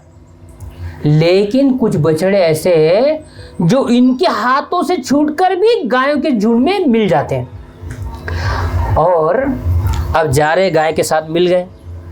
अब एक दिन क्या होता है, वहीं पर एक ऐसी नई सखी आती है नंदगांव में, जो उसका जस्ट प्रीवियस डे उनकी शादी हो गई, पहले रात को शादी होकर आई है वो, और उसने सुना था कि Krishna is so beautiful, he is so handsome, is so cute, इतना सुंदर है ये कन्हैया यशोदा माई का लाला कि इसको देखने के लिए वो बेचारी तरस रही थी। इतना सुना था कृष्ण के बारे में, लेकिन आज पूरी रात भर सोच रही है कल सुबह कृष्ण गाय चराने जाएगा ना, तो रास्ते से यही रास्ते से जाएंगे वो, मैं उनको दर्शन करूँगी। अब ये सोच रही है वो सखी, लेकिन उनकी जो इन लॉज है, सास है, बहू है, वो क्या कह रही है, सास और ननद, वो कहती कि नहीं तुम नहीं जा सकती कृष्ण को देखने के लिए। तो वो सखी कहती है क्यों, क्या प्रॉब्लम है, मैं क्यों नहीं जा सकती। वो कहती कि नहीं, एक बार अगर तुमने कृष्ण को देख लिया तो तुम पागल हो जाओगी, नॉर्मल रहोगी नहीं तुम तो नॉर्मल जैसी तुम बिहेव करोगी नहीं, इसलिए हम चाहते कुछ दिन तक तो तुम नॉर्मल रहो तो उसकी तो उत्कंठा और बढ़ गई कि अभी तो मुझे कृष्ण को देखना ही है। लेकिन वो जो सास और ननद है उन्होंने कहा बिल्कुल नहीं, उन्होंने दरवाज़ा बंद कर दिया। सास और ननद गई भगवान को देखने, उन्होंने दरवाज़ा बंद कर दिया, लेकिन दरवाजे का थोड़ा दरवाज़ा खुला रख ही दिया। वो बेचारी इतनी आतुर थी कृष्ण को देखने के लिए। अब यहाँ देखिए नंद बाबा रो रहे, यशोदा माई रो रही है कि कृष्ण दिन भर देखेंगे नहीं, गाय चराने जा रहे, सारी गोपियाँ फेंट हो गई। लेकिन कृष्ण किसके बारे में सोच रहे पता है, वो सखी के बारे में जो अभी कल रात को शादी विवाह करके आई है। उनको मालूम है कि इतना मेरा दर्शन करना चाहती है। कृष्ण ने क्या किया, कृष्णदास कविराज गोस्वामी लिखते हैं, गाय का जो बछड़ा है, बछड़े का एक बछड़े के पूंछ को ट्विस्ट करते हैं, मतलब ट्विस्ट समझते ना, थोड़ा सा मरोड़ते उसको, ऐसा मरोड़ते। अब वो that calf is such a trained calf, you know that calf starts moving towards exactly at that door where the gopi is watching towards Krishna, जहाँ पर वो सखी वेट कर रही है, वो उसी दरवाजे के पास वो बछड़ा जाता है। और कृष्ण बोलते क्या करे, अभी मुझे बछड़े को वापस लाना पड़ेगा रोड के ऊपर। इमीडिएटली कृष्ण वही दरवाजे के सामने खड़े। आपको विश्वास नहीं आएगा, कृष्णदास कविराज गोस्वामी लिखते हैं, as soon as Krishna reaches the door, immediately he starts playing upon his flute। बांसुरी त्रिभंग फॉर्म में बैठ के बांसुरी बजाने शुरू करते, सिंपली एक लेडी के लिए, बस वो जो गोपी आई है उनके लिए। वो विश्वास नहीं कर रहे कि जिसके लिए मैं रोड पे जाना चाहती हूँ वो मेरे सामने।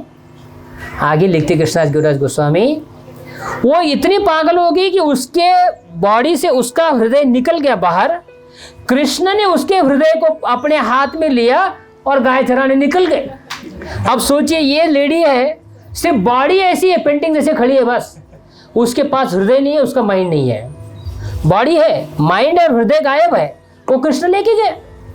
और जैसे ही अभी ये वापस आती है, उनकी सास और ननद देखती है, जिसका डर था वही हो गया बेचारा, इसका तो अभी हृदय गायब हो गया। उसको हिलाने लगे, वापस आ जाओ अपने कॉन्शियसनेस में वापस आए। वो कहाँ वापस आने वाली है। उन्होंने क्या किया, एक बर्तन लिया, वो बर्तन में मस्टर्ड सीड्स को डाल दिए, राई के दाने ना, राई के दाने को डाल दिया और कहा तुम इसको भी चर्निंग करो, मंथन करो। So now instead of taking the mustard seed pot, she took a wrong pot। मतलब ये दही का मर्तन जगह लेने के लिए, दही को मंथन करने की जगह पर उसने मस्टर्ड सीड है उसके अंदर मंथन करने लगी। उसका जोर जोर से आवाज आने लगा, तो वो सास और ननद फिर से दौड़ते दौड़ते आई। अब ठीक है, हम तुम्हें अभी हायर सर्विस देते हैं। अब हायर सर्विस क्या है, उसके राइट हैंड में बच्चा, छोटा बच्चा उसके राइट गोद में दिया, लेफ्ट हैंड में रस्सी और बकेट दिया और सर के ऊपर 2 पॉट, जाओ कुएं से पानी लेकर आओ। तो ये कुएं में पानी लाने के लिए जाती है। अभी क्या, कुएं के बकेट को पानी लगा, बकेट को रस्सी बांधनी होती है ना, वो तो इतनी पागल है कृष्ण के लिए, बच्चे के कमर को बांध दी रस्सी। ये कृष्ण के तो समझ लेते हैं, बच्चे के कमर को रस्सी बांधी और अभी वो छोड़ रही है नदी में, कुएं में। तो उतने में सारे जो वृद्ध गोप है वो चिल्लाने लगी कि तुम क्या कर रही हो, ये बच्चे को मारना चाहती हो। तो वापस तब वो कॉन्शियसनेस में आ गई कि हे कृष्णा, आप ये क्या कर दिए। एक्चुअली पता है, ये जो मैडनेस है ना, ये मैडनेस के लिए ही मनुष्य जीवन बना है। गलती से हम भी मैड है, लेकिन हम मैड है हॉलीवुड के लिए, बॉलीवुड के लिए। कोई फिल्म एक्ट्रेस एंड एक्ट्रेस के लिए पागल है, हम स्पोर्ट्स स्टार्स, क्रिकेटर्स और कोई सिंगर्स, उनके लिए मैड है। मैड बनना पड़ेगा ही आपको, मतलब पागल तो होना ही है, चॉइस अपनी है। कृष्ण के लिए अगर पागल नहीं हो गए तो ये बदमाश लोगों के लिए पागल हो जाओगे। और कौन है ये लोग? चरित्रहीन, कैरेक्टरलेस, जो सिर्फ पैसे के लिए, धन के लिए, और उनके लिए ना इज्जत है ना उनके लिए कुछ है। सोचिए, ऐसे लोगों को अपने हृदय में रखोगे तो क्या होगा। कृष्ण भक्त कौन है पता है? बहुत सिंपल है। सैफरन कपड़ा पहनना वो भक्त नहीं है, वो भी भक्त है, लेकिन कपड़ा इंपॉर्टेंट नहीं है, पोस्ट पोजीशन इंपॉर्टेंट नहीं है। अपना हृदय है ना, हृदय को आप 100% में डिवाइड कर दीजिए, 1%, 2%, 10%, 100%। अपने हृदय के अंदर झांक के देखना है कि मैंने बॉलीवुड के स्टार्स को कितना परसेंट दे चुका हूँ, एक्ट्रेस को कितना परसेंट दिया है, पॉलिटिशियन को कितना परसेंट दिया है, मेरे धन के अटैचमेंट के लिए कितना परसेंट दिया है। और बाद में पता चला कृष्ण के लिए कुछ बचा ही नहीं है। 20% तो गए वो एक्ट्रेस के लिए, 30% गया वो एक्टर के लिए, बाकी कुछ मूवीज के लिए, कुछ इंस्टाग्राम के रील्स के लिए, रहा किधर है? कुछ भी बचा नहीं है। इसलिए क्या करो, फॉर्मेट मारो उस हार्ड डिस्क को पूरा साफ कर दो कंप्लीट। एक ही उसमें ऐप होना चाहिए डाउनलोडेड, दूसरा कुछ नहीं, वो है कृष्ण। अगर कोई अपने हृदय को पूरा साफ करके 100% अगर वो कृष्ण को देगा ना, मैं एक बात बताऊं आपको, विश्वास करेंगे आप? देवताएं भी, स्वर्ग की देवताएं भी आकर आपके चरणों में दंडवत करेंगे, ये फैक्ट है। प्रभुपाद जी कौन है? यही है जिनके हृदय 100% प्योर है। हमारे आचार्य कौन है? भक्तिसिद्धांत ठाकुर व नरोत्तम दास ठाकुर। ये इनका हृदय मतलब कृष्ण के अलावा इनको कुछ जीवन में है ही नहीं। प्रभुपाद जी जहां भी देखते जाते थे उनको सिर्फ कृष्ण देखते थे। प्रभुपाद एक बार मॉर्निंग वॉक पे जा रहे थे और वहां बर्फ था, अमेरिका में सब जगह बर्फ तो कॉमन है। तो प्रभुपाद जी क्या कर रहे थे, लकड़ी, उनके पास केन रहती थी, लकड़ी रहती थी, वो बर्फ को ऐसे ठोक रहे थे। तो किसी ने पूछा, प्रभुपाद आप बार बार उस बर्फ को ऐसा ठोक क्यों रहे? तो ठोकने के बाद वो पानी बन जाता था बर्फ। तो प्रभुपाद जी ने कहा, देखो ये जो बर्फ है ना, this ice is not a natural position, एक नेचुरल सिचुएशन नहीं है पानी का। पानी मतलब तरलता, लिक्विड, पानी पतला होता है, लेकिन जब अननेचुरल सिचुएशन आती है तो वो बर्फ बन जाता है। मैं उसको अननेचुरल सिचुएशन से नेचुरल सिचुएशन में लेके जा रहा हूँ। ये बर्फ बना है ना, इसका कोई नेचुरल सिचुएशन नहीं है, उसको पानी रहना चाहिए। जीव का स्वभाव है कृष्ण जीवेर स्वरूप कृष्णेर नित्य दास, भगवान की सेवा में लगना, भगवान से प्रेम करना, ये जीव का स्वभाव है। लेकिन अभी अननेचुरल सिचुएशन क्या है, ये गधे लोगों को तुमने हार्ट दे दिया। ये दुनिया में रहना है, परिवार चलाना है, घर चलाना है, बिजनेस करना है, तुम जॉब करना है, तुमको स्टडी करनी है, एग्जाम्स देने हैं, सब करना है, ये बॉडी करते रहेगी। हार्ट देने की जरूरत नहीं है, यही तो सीक्रेट है। जॉब करते समय सबके साथ मीठा बोलो, ऐसा नहीं कि अब मैं भक्त हो गया हूँ, सबके साथ ऐसा अकड़ के बैठूंगा, किसी से बात नहीं करेंगे, किसी के साथ झगड़ा करेंगे, ऐसा नहीं है। और तुम मायावादी हो और तुम कर्मी हो, तुमसे बात नहीं करेंगे, नहीं। वैष्णव इज आइडियल ह्यूमन बीइंग। सबके साथ मीठा रिलेशनशिप रखो, सबको ग्लोरीफाई करो, सबसे अच्छा रिलेशनशिप रखो। हार्ट किसी को मत दो। हार्ट हमारा भाई वो कृष्ण के लिए है। हम रिलेशनशिप सबके साथ रखेंगे, प्रेम से सबके साथ रहेंगे। हृदय मत मांगो, पैसा चाहिए पैसा ले लो, जो चाहिए वो ले लो। हमारा हृदय कृष्ण के लिए है, वो है शुद्ध भक्त। जो प्रभुपाद जी ने जो हमें प्रोसेस दिया है, lotus flower grows in the mud, but that lotus flower is not affected by the mud. कीचड़ में उगता है कमल का फूल, लेकिन वो कीचड़ से अफेक्टेड नहीं होता वो, क्योंकि कमल के डंडी से ऐसा एक लिक्विड बाहर निकलता है। वो लिक्विड क्या करता है, कमल और कीचड़ दोनों के बीच में गैप निर्माण करता है। वो लिक्विड गैप करता है, इससे क्या होता है, चाहे वो कीचड़ में भी हो, लेकिन कीचड़ की गंदगी कमल को टच नहीं कर सकती। उसी प्रकार से ये दुनिया में रहो ना, क्या प्रॉब्लम है? जब तक शरीर में है दुनिया में रहना ही पड़ेगा, सारे दुनिया के काम करने ही पड़ेंगे, लेकिन आपको कंपलसरी नहीं है ये दुनिया का रहना है। मतलब दुनिया में रहने के बाद भी दुनिया का नहीं होना चाहिए। ये है आर्ट, ये है भक्ति। तो अब ये गोपी, इसलिए वाह, हमारे आचार्य क्या लिखते हैं, अमेजिंग। जब सारे उद्धव जी आए वृंदावन में, उन्होंने देखा कि कृष्ण है ही नहीं यहाँ पर। वृंदावन से लेकर तो कभी चले गए, मथुरा द्वारका चले गए, इतने साल 60-70 साल हो गए, लेकिन फिर भी यहाँ पर कोई कृष्ण को भूला नहीं है। तो उद्धव जी गए गोपियों के पास और उनको कहने लगे, हे गोपियाँ, आप चिंता मत करो, मैं कृष्ण का मैसेज लेकर आया हूँ, बहुत ही जल्द कृष्ण आने वाले हैं। उनको लगा कि मैं थोड़ी सांत्वना देता हूं उनको।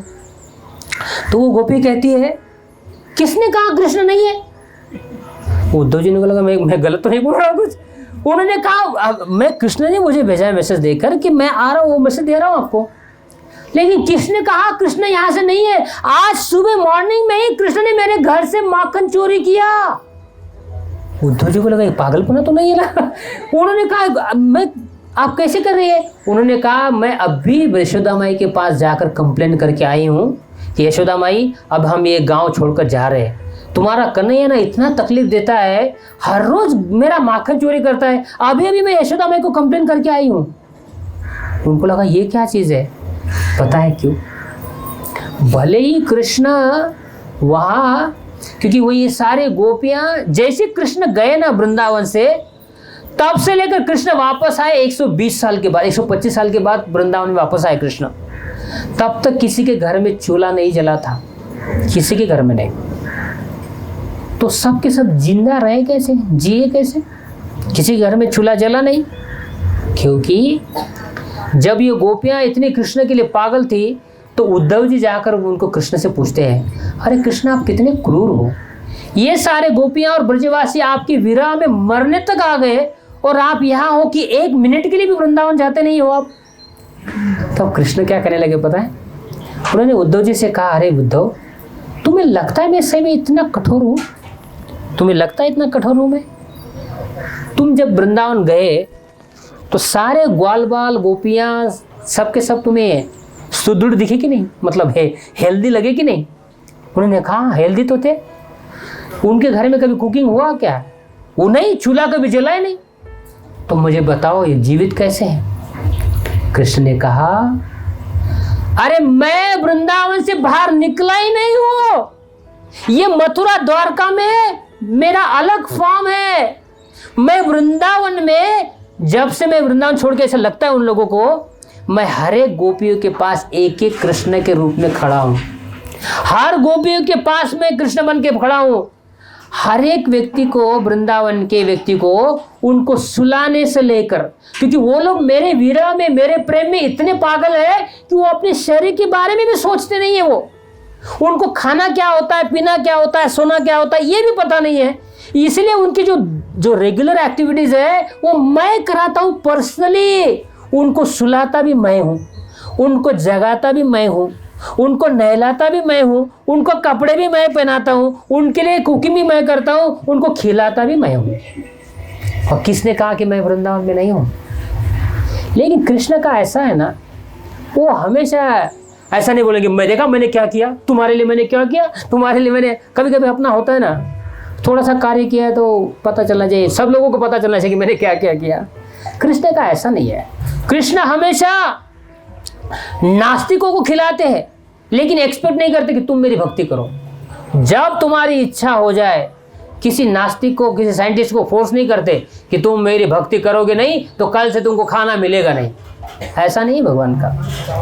तो उद्धव जी को कहा भगवान ने कि देखा, मैं किसी को बताता नहीं कि मैं क्या करता हूँ, लेकिन सबका पालन मैं ही करता हूँ। इसलिए मैं आपसे एक रिक्वेस्ट करता हूँ, जो भी भक्त बनाए ना, 16 माला करते हैं ना, कभी दुखी मत रहना। भगवान के सामने जाओ, हमेशा खुशी से सुखी रहो, खुश रहो। भले जीवन में थोड़ी बहुत समस्या इधर उधर चलेगी, वो तो रहेगा ही रहेगा, लेकिन हमारा एक भाग्य ऐसा है, माला मिली है, जप मिला है, वैष्णव का संग मिला है, और इतनी शुद्ध परंपरा मिली है, गौड़ीय आचार्य संप्रदाय मिला है, ऐसा प्रेम मिला है। महाप्रभु चैतन्य से पहले गोपियों का जो प्रेम है कृष्ण के प्रति, ये आज तक किसी को पता नहीं था।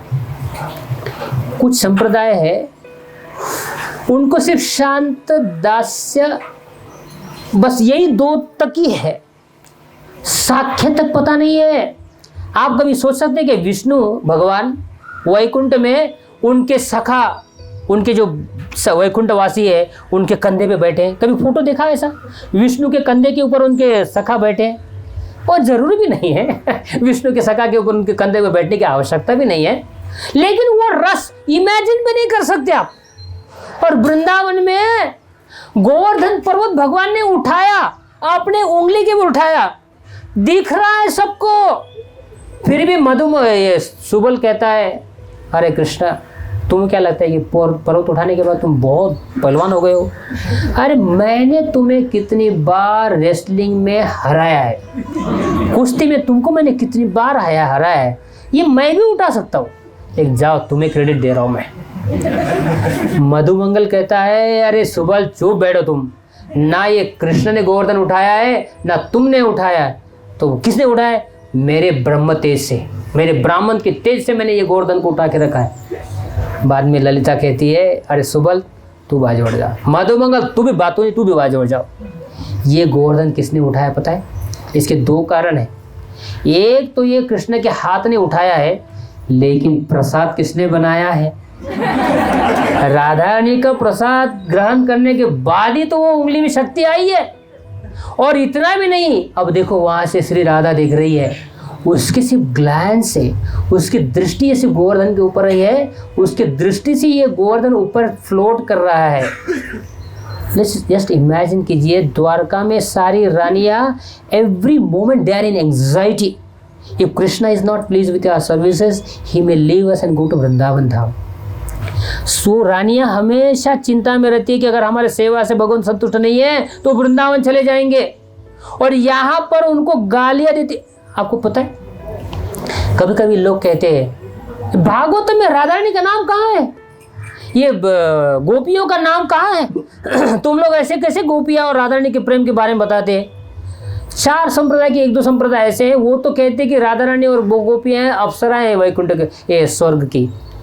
सोचिए, अगर जो संप्रदाय में आने के बाद उनका अंडरस्टैंडिंग ऐसा है, तो बाकियों का क्या कहना? तो क्योंकि शास्त्र में नहीं है, किसी भी शास्त्र में राधा रानी गोपियों का वेदास में, उपनिषद में वगैरह नाम मिलेगा नहीं आपको। हमारे जीव गोस्वामी क्या लिखते पता है? हमारे जीव गोस्वामी कहते हैं कि तुम्हें अगर उपनिषद को अगर पूछा जाए भगवान कौन है, उपनिषद कहते हैं नैति नैति नैति, बराबर है। ये भगवान कौन है? ये माइक स्टैंड भगवान नहीं है, ये हारमोनियम भगवान नहीं है, ये टेबल भगवान नहीं है। अरे हमने आपको पूछा भगवान कौन है, आप सिर्फ यही बता रहे कि ये भगवान नहीं है, वो भगवान नहीं है, क्योंकि आपके आंखों से जो चीजें दिखती है वही आप कहोगे कि ये नहीं है, नहीं है। भगवान कौन है ये वेदास भी एक्सप्लेन नहीं कर सकते, शास्त्र भी एक्सप्लेन नहीं कर सकते भगवान, क्योंकि वो तुम्हारे शब्दों से परे है।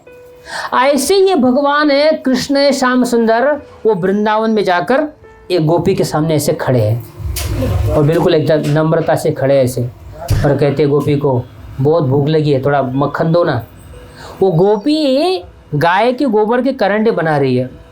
गाय के गोबर का वो बनाते ना माताएं, वो सब आजकल नहीं बनाते लेकिन पहले बनाती थी, शायद गांव में बनाते होंगे।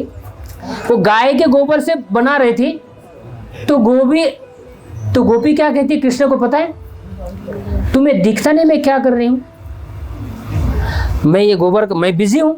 अगर तुम्हें इतना अर्जेंट है, इतनी भूख लगी है, इतना अगर तुमको अर्जेंट है तो मुझे मदद करो, ये जल्दी हो जाए, मेरे काम में मदद करो। कृष्ण पूछते हैं मदद करने के बाद तो दोगी कि ना कम से कम? हाँ हाँ जरूर दूंगी।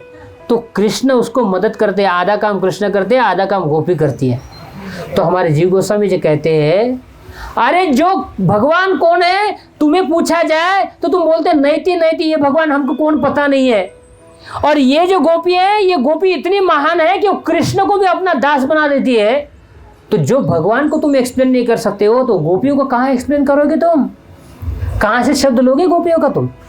क्योंकि वो तो भगवान से भी ज्यादा श्रेष्ठ है, उनका नाम कैसे तुम्हारे मुख पे आएगा? इसलिए जो करुणा है, दया है, आशीर्वाद है, उसी से सबको मिलेगा। राधे जय जय माधव दयिते, गोकुल तारुण्य मंडल मोहिते।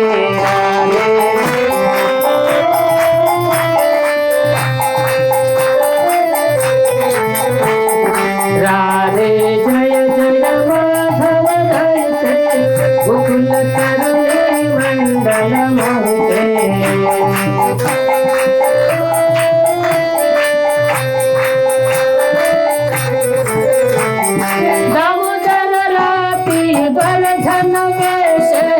हरि निष्ठुत वृंदावती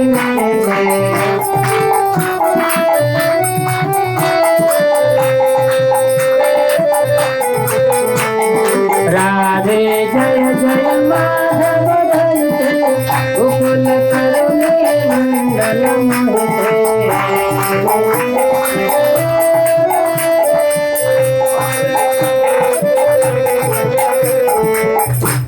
प्रभु मैं आपके आज्ञा के लिए वेट कर रहा हूँ, मैंने तो ऐसा नहीं होगा कि मैं चलते जा रहा हूँ आप बोलेंगे कि चलते रहिए। Thank you very much. अब देखिए राधारानी और गोपियों का वर्णन शास्त्र में लिखा है, पराश शक्ति विविधाय सूयते स्वाभाविक ज्ञान बल क्रिया च। भगवान की शक्तियाँ और भगवान अभिन्न है। आप लोगों ने दूध देखा है? भाग्यवान हो, आपको दूध दिखता है, दिखने के लिए मिलता है कम से कम। समय ऐसा आएगा कि शुद्ध गाय का दूध देखने के लिए भी नहीं मिलेगा। पीना तो छोड़ो, देखने के लिए भी नहीं मिलेगा। पानी लेके बैठ जाता है। अच्छा, तो गाय का जो दूध होता है सफ़ेद दूध और उसकी सफ़ेद कलर, उसको आप अलग कर सकते हैं क्या? ऐसा नहीं होता ना, दूध और सफ़ेद कलर अलग नहीं हो सकता। उसी प्रकार से राधा रानी और कृष्ण में अलग नहीं हो सकते। पृथ्वी और उसका सुगंध, ये पृथ्वी है और पृथ्वी और उसका सुगंध अलग नहीं किया जा सकता। पृथ्वी मतलब सुगंधी पृथ्वी। उसी प्रकार से राधा और कृष्ण अलग नहीं हो सकते। जल और उसका ठंडापन, जल ठंडा होता है, जल मतलब ठंडा, ठंडा मतलब जल, उसको अलग नहीं कर सकते। हीट और फायर, अग्नि और उसकी हीट, उसका जलन, ये गर्माहट, उसको आप अलग नहीं कर सकते। उसी प्रकार से राधा और कृष्ण ये एक ही है। इवन बलराम जी, राम, नरसिंह, वराह, ये सारे अवतार ये कृष्ण के बाद आते हैं। Balram ji is Krishna first expansion, पहले एक्सपेंशन है। Shri Radha is not expansion. Radha और कृष्ण एक ही है, वही चैतन्य महाप्रभु है, लेकिन लीला के लिए वही दो रूप में आ जाते हैं। एक ही आत्मा है, एक ही शरीर है, लेकिन कभी कभी अलग अलग हो जाते हैं, कभी एक ही रहते हैं। तो ये हमारे आचार्य बताते हैं कि राधा रानी और गोपियों की कृपा के लिए वो आचार्यों के संप्रदाय में आना पड़ेगा। हमें एक बार किसी ने, एक व्यक्ति था, हमें उन्होंने पूछा, ये देखिए ये ऑल्टर है ना, ये ऑल्टर में आप दर्शन किए होंगे, गौर निताय, जगन्नाथ, बलदेव, सुभद्रा, और परंपरा में देखेंगे षट गोस्वामी, 6 साधु है ना, षट गोस्वामी, और फिर भक्ति ठाकुर, जगन्नाथ बाबा जी महाराज, गोरक्षिता बाबा महाराज, और इस प्रकार से संप्रदाय आचार्य है सब। उन्होंने कहा कि आप बाकी सारे देवताओं को मानते हैं क्या? हमने कहा बिल्कुल मानते हैं। तो फिर इतने बड़े बड़े देवता है, उनके फोटो तो आपके ऑल्टर में कभी दिखते नहीं, लेकिन ये 2-4 साधु है, ऐसे जन्म लिए थे, कोई किसी ने बंगाल में जन्म लिया, कोई साउथ इंडिया में जन्म लिए, साधु मनुष्य ही थे ना, उनके फोटो अगर आप रख सकते हैं ऑल्टर में, बाकी देवताओं का क्या प्रॉब्लम है? उनके फोटो तो कभी दिखते नहीं आपके इसमें। प्लीज सुनिएगा, बहुत इंपॉर्टेंट पॉइंट है। हम किसी देवताओं के अगेंस्ट नहीं है, सारे देवताओं को हम पूजते हैं, मानते हैं, उनको दंडवत करते हैं, प्रणाम करते हैं, लेकिन हर देवताओं का अपना अपना एक रोल है। इंद्र का काम क्या है पता है? सिर्फ पानी देना और देवताओं के ऊपर ध्यान रखना। वरुण का काम है पानी देना, वायु का काम है सिर्फ वायु देखते रहना। ऐसे सारे देवताओं के अलग अलग रिस्पॉन्सिबिलिटीज है, और लेकिन उसके साथ साथ उनकी थोड़ी बहुत मेटेरियल डिजायर्स भी है। इंद्र क्या करते हैं? पानी भी देते हैं, हम इंद्र का अपमान नहीं कर रहे, इंद्र पानी भी देते हैं, थोड़ा सा नृत्य भी देखने की इच्छा होती है उनकी। तो भगवान ने कहा चलो कोई बात नहीं। अरे कृष्ण इतने अमेजिंग है, पेशेंस इतना भरा है कृष्ण के पास, ऐसा धैर्य है कृष्ण के पास। तुम्हारी क्या इच्छा है बताओ? तुमको नृत्य देखने की इच्छा है, जाओ मैं तुमको इंद्र बनाता हूँ, सारी अप्सराएं तुम्हारे लिए नाचते रहेगी। अगर तुम्हारी इतने लेवल तक भी इच्छाएं है ना, कृष्ण उसको भी पूरा करते हैं। तुमको धन चाहिए, जाओ कुबेर बना देता हूँ तुमको। कुबेर के पास ऐसा धन है कि पूरे पृथ्वी, सारे प्लैनेट के लोग भी सोचेंगे, इमेजिन भी नहीं कर सकते, इतना धन कुबेर के पास है। कृष्ण चाहे तो तुमको कुबेर भी बना सकते हैं। सुंदरता चाहिए, अप्सरा बना देंगे। और इसलिए जो बुद्धिमान व्यक्ति है ना, वो देखता है कि प्रभु मैं कुबेर बन के भी क्या करूं, इंद्र बन के भी क्या करूं, मिस यूनिवर्स और मिस्टर यूनिवर्स बन के करूंगा क्या? ये तो सब नश्वर चीजें हैं, इसको क्यों मांगूंगा मैं? मूर्ख ही होगा जो ये सुंदरता, धन और बाकी भौतिक सुविधाओं को मांगेगा। तो ये देवताओं का क्या काम है? हमसे श्रेष्ठ है, वो सारे मनुष्य से श्रेष्ठ है, लेकिन इतने सारे उनके पास अधिकार है, पावर्स है, लेकिन साथ साथ में थोड़े से मटेरियल डिजायर्स है।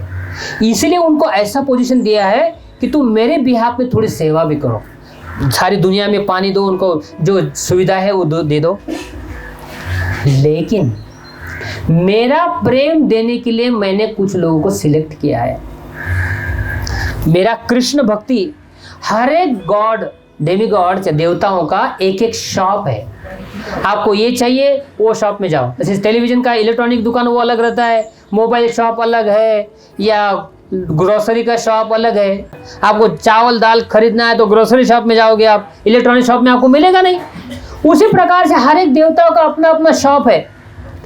आप अगर उनके पास जाओगे और कहोगे कि हमको थोड़ा कृष्ण प्रेम चाहिए, क्या मांगोगे आप? हमें थोड़ा कृष्ण प्रेम चाहिए। वो कितना भी बड़ा देवता हो, वो कहेंगे वी आर एक्सट्रीमली सॉरी, हमें क्षमा कर देना, हमारे दुकान में यही प्रोडक्ट है, यही मिलेगा। हाँ, अगर आपको कृष्ण प्रेम चाहिए ना, जैसे शिव जी इतने महान है, इतने महान है, अमेजिंग पर्सन है शिव जी, वो इतने परम श्रेष्ठ वैष्णव शिव जी है, लेकिन भगवान ने कहा उनको ऐसी एक सेवा दी, शिव जी को अच्छा नहीं लगा, लेकिन कृष्ण ने कहा इसलिए कर रहे वो। कृष्ण ने कहा शिव जी को, देखो मेरी भक्ति करने के लिए ना मोड ऑफ गुडनेस मिनिमम है, सत्व गुण में आना मिनिमम है, रजोगुण तमोगुण तो छोड़ ही दो।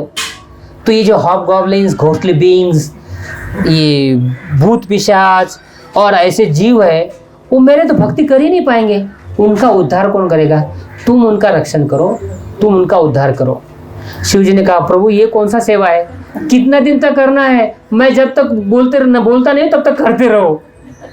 तो शिव जी ने कहा सही में ऐसी सेवा करनी है? सारे सोचो ना, परम वैष्णव है, आजू बाजू में सारे भूत पिशाच ऐसे, और जो उनके पास आते भी है राक्षस भी ऐसी। वृकासुर आया, हाथ काट दिया, डाल दिया अग्नि में, पैर काट दिया, अग्नि में डाल दिया। शिव जी बोलते क्या कर रहा है, आपको प्रसन्न कराओ। और ये कौन सी प्रसन्नता है, हाथ पैर काट के प्रसन्नता। और वृकासुर बोलता है ये इसलिए कर रहा हूं, मेरी इच्छा पूरी कराओ। शिव जी को देना ही पड़ा उसकी इच्छा की पूरी करने के लिए। इसलिए शिव जी ऐसे क्या करते पता है, वो इतना नाम जप करते, इतना नाम जप करते कि हमेशा वो अलग भाव में ही रहते। उनको ये पता भी नहीं चलता कि मेरे पास में भूत पिशाच बैठा है क्या पार्वती बैठी है। सीरियसली शिव जी इतने महान है कि उनके बाजू में पार्वती भी बैठी है तो भी उनको पता नहीं चलता है। लेकिन उनके पास कृष्ण भक्ति के लिए मांगने के लिए कोई जाता ही नहीं है, सब तो भौतिक सुख मांगने के लिए जाते हैं। तो जो भी देवता के पास कोई शुद्ध भक्ति के मांगने के लिए जाता है ना, वो देवता बहुत खुश हो जाते हैं। क्योंकि आज तक तो उनके पास कौन गया, धनम दे, रूपम दे, ये दे, वो दे, बस जितनी भी आरती है हमारी 90% आरतियां उसमें से सब भौतिक सुखी है कि नहीं। कोई अगर ऐसा गलती से जाएगा कि मुझे सिर्फ कृष्ण प्रेम चाहिए, भौतिक दुनिया का कुछ नहीं चाहिए, वो देवता आपको उनकी दुकान से पकड़ के हाथ पकड़ दे। क्योंकि वो दुकान में किसी भी शॉप में कृष्ण प्रेम नहीं है, रास्ता क्रॉस करते हैं खुद ही देवता आपको हाथ पकड़ के कौन सी दुकान में लेके आते पता है, ये षड गोस्वामी का शॉप है, भक्ति उन्नटकर का शॉप है, गौर किशोरदास बाबा जी महाराज का शॉप है। यहाँ पर आके बोलते हैं देखिए भाई ये आपका कैंडिडेट है, ये जो मांग रहा है ना ये हमारे पास भी नहीं है, हमारे दुकान में नहीं है, ये जो मांग रहा है वो आपके पास है, आप उनको दे दीजिए। क्योंकि ये जो आचार्यगण है ना, इनके जीवन में इनका हृदय उन्होंने खोल के देखा 100% कृष्ण है। ना उसमें हॉलीवुड है, ना उसमें बॉलीवुड है, ना उसमें दुनिया का कोई पॉलिटिशियंस है। कौन सी, हम कोई पॉलिटिशियन के अगेंस्ट नहीं है, लेकिन हमें उसकी ज़रूरत नहीं है। कृष्ण अगर तुम्हारे पास है, बाकी सारी चीज़ें अपने आप तुम्हारे पास आ जाएगी। जब आप गाय खरीदते हो, गाय को लेकर जाते हो, तो गाय का छोटा सा बछड़ा उसको खरीदना नहीं पड़ता और उसको उठाना भी, खींचना भी नहीं पड़ता। वो गाय को देख के बराबर उसके पीछे पीछे आ जाता है। गाय का दूध पीता बच्चा होता है, गाय को तुम खींचो, बछड़ा अपने आप चलते आ जाता है। तुम कृष्ण भक्ति करो, सुख सुविधा अपने आप तुम्हारे पीछे आ जाएगी। क्या तुमको चाहिए? तुमको बंगला चाहिए, गाड़ी चाहिए, पैसा चाहिए, धन चाहिए, कृष्ण सब दे देंगे, सिर्फ भक्ति अच्छे से कीजिए। तो ये जो आचार्यगण है, ये भगवान ने स्पेशली भेजे हैं, इन्होंने ऐसे शॉप खोल के रखा है, इनके पास जाओगे तो तुमको कृष्ण भक्ति मिलेगी। तो हमें कृष्ण भक्ति चाहिए, इसलिए हम ये आचार्यों को अपने ऑल्टर में रखा है। बाकी देवताओं को भी पूछते हैं, उनका भी हम सम्मान करते हैं, लेकिन वो जो हमें जो चाहिए वो प्रोडक्ट उनके पास है नहीं। इसलिए हम सारे खत्म करता हूँ।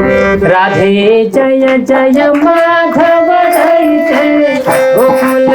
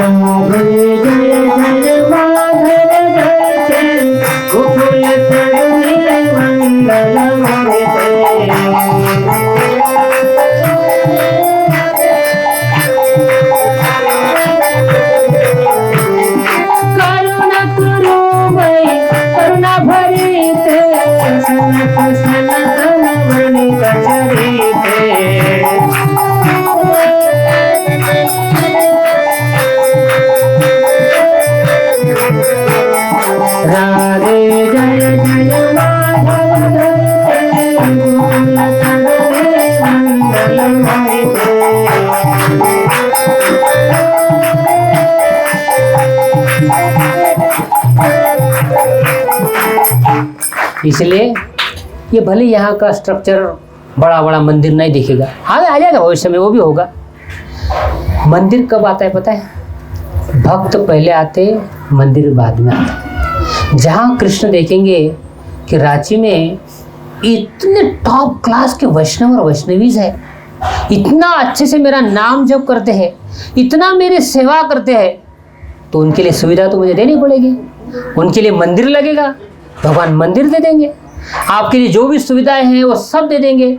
सबसे पहले अपनी साधना मस्त बनाइए, वैष्णव रिलेशनशिप अच्छा सा रखिए, एक दूसरे की सेवा करिए, एक दूसरे का गुणगान कीजिए, किसी का दोष नहीं देखना है। अगर किसी में दोष है भी, भगवान और वो देख लेंगे हमें उससे कोई मतलब नहीं है। हमें तो हमेशा दूसरे का गुणगान ही देखना चाहिए, अच्छे गुण ही देखना चाहिए। इस प्रकार का वातावरण जहाँ है वो गोलोक वृंदावन है, और वहाँ पर 100% सक्सेस है।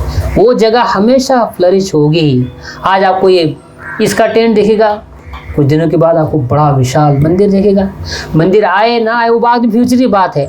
अभी हमें अच्छे से भगवान की भक्ति करनी है, नाम जप करना है। और एक बात बताओ, लास्ट चीज़ बताता हूँ, जिसको भी जीवन भर भक्ति में टिके रहना है, सिर्फ टिके रहना नहीं है, एंथ्रॉल मतलब बड़े उत्कर्ष के साथ भक्ति करनी है, तो क्या है पता है? ये दुनिया का भौतिक सुख, माया का सुख छोड़ना आसान नहीं है। आप कहोगे कि हमने 4 नियम का पालन करना स्टार्ट कर दिया, इमीडिएटली आप रिलेटिव्स बोलेंगे एग्जाम में मार्क्स क्यों कम पड़ गए? तुमने इसलिए कि ऐसे कर रहा है, इसलिए तुम भक्ति कर रहे हो इसलिए हो गया, तुमने मांस मछली खाना छोड़ दिया इसलिए तुम्हारी हेल्थ खराब हो गई, तुमने ऐसा किया इसलिए हो गया। ऐसे लोग कहेंगे आपको। भौतिक सुख का त्याग करना इतना आसान नहीं है। इसके लिए एंटीडोट क्या है पता है? बहुत ही इंपॉर्टेंट है। माया के सुख को ना व्यक्ति वही कह सकता है जो व्यक्ति ऐसा स्टैग्नेंट नहीं है। स्टैग्नेंट का मतलब है एक जगह पे ऐसा अटक गया, बैठ गया। जो पानी बहता रहता है ना, वो पानी शुद्ध रहता है। जो पानी एक जगह पे स्टैग्नेंट है वो खराब हो जाता है। और बहते रहने का अर्थ है एवरी डे। रूप गोस्वामी कहते हैं उत्साह निश्चय धैर्य तत्त कर्म प्रवर्तनात् संग त्यागात् सतोवृत्ति षड्भिर भक्ति उन्नस्यति। उत्साह हमेशा रहना चाहिए, और हमेशा चेहरे के ऊपर ऐसा उत्साह कि लोगों को लगना चाहिए क्या भक्ति अच्छी चीज है भाई। भक्ति करने के बाद लोग इतने खुश हो जाते हैं, भक्ति करने के बाद जीवन में इतना आनंद आता है। उत्साह निश्चय के साथ 16 माला करनी है मतलब करनी है, 4 नियम पालन करना है मतलब करना ही है, ये निश्चय हो गया। और उसके बाद है धैर्य, थोड़ा पेशेंस रखिए।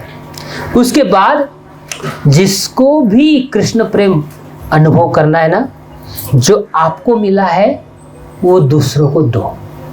मैं आपको एकदम प्रोपोर्शनेट बता रहा हूँ, प्रोपोर्शनेट।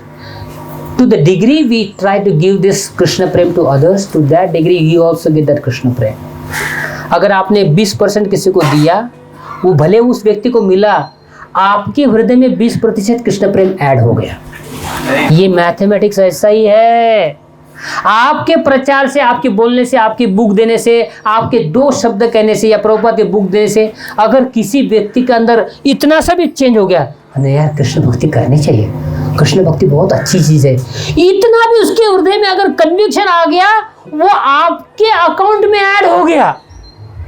जितना लेवल तक आपने दूसरों को दिया है ना, उतने लेवल पे आपको कृष्ण प्रेम मिलेगा। और यही एक फॉर्मूला है कृष्ण भक्ति में आगे बढ़ने का।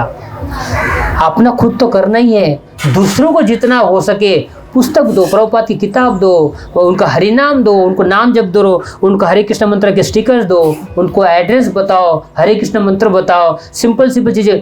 शुरू में मत बोलो मांस मत खाओ, मच्छी मत खाओ, ये मत करो, ये बोलने की जरूरत नहीं है। वो सिर्फ आप हरे कृष्ण मंत्र जप दो, हरे कृष्ण मंत्र वो जप करना शुरू करेंगे, बाकी सारी चीजें अपने आप ठीक हो जाएगी। जय श्री प्रभुपाद की जय।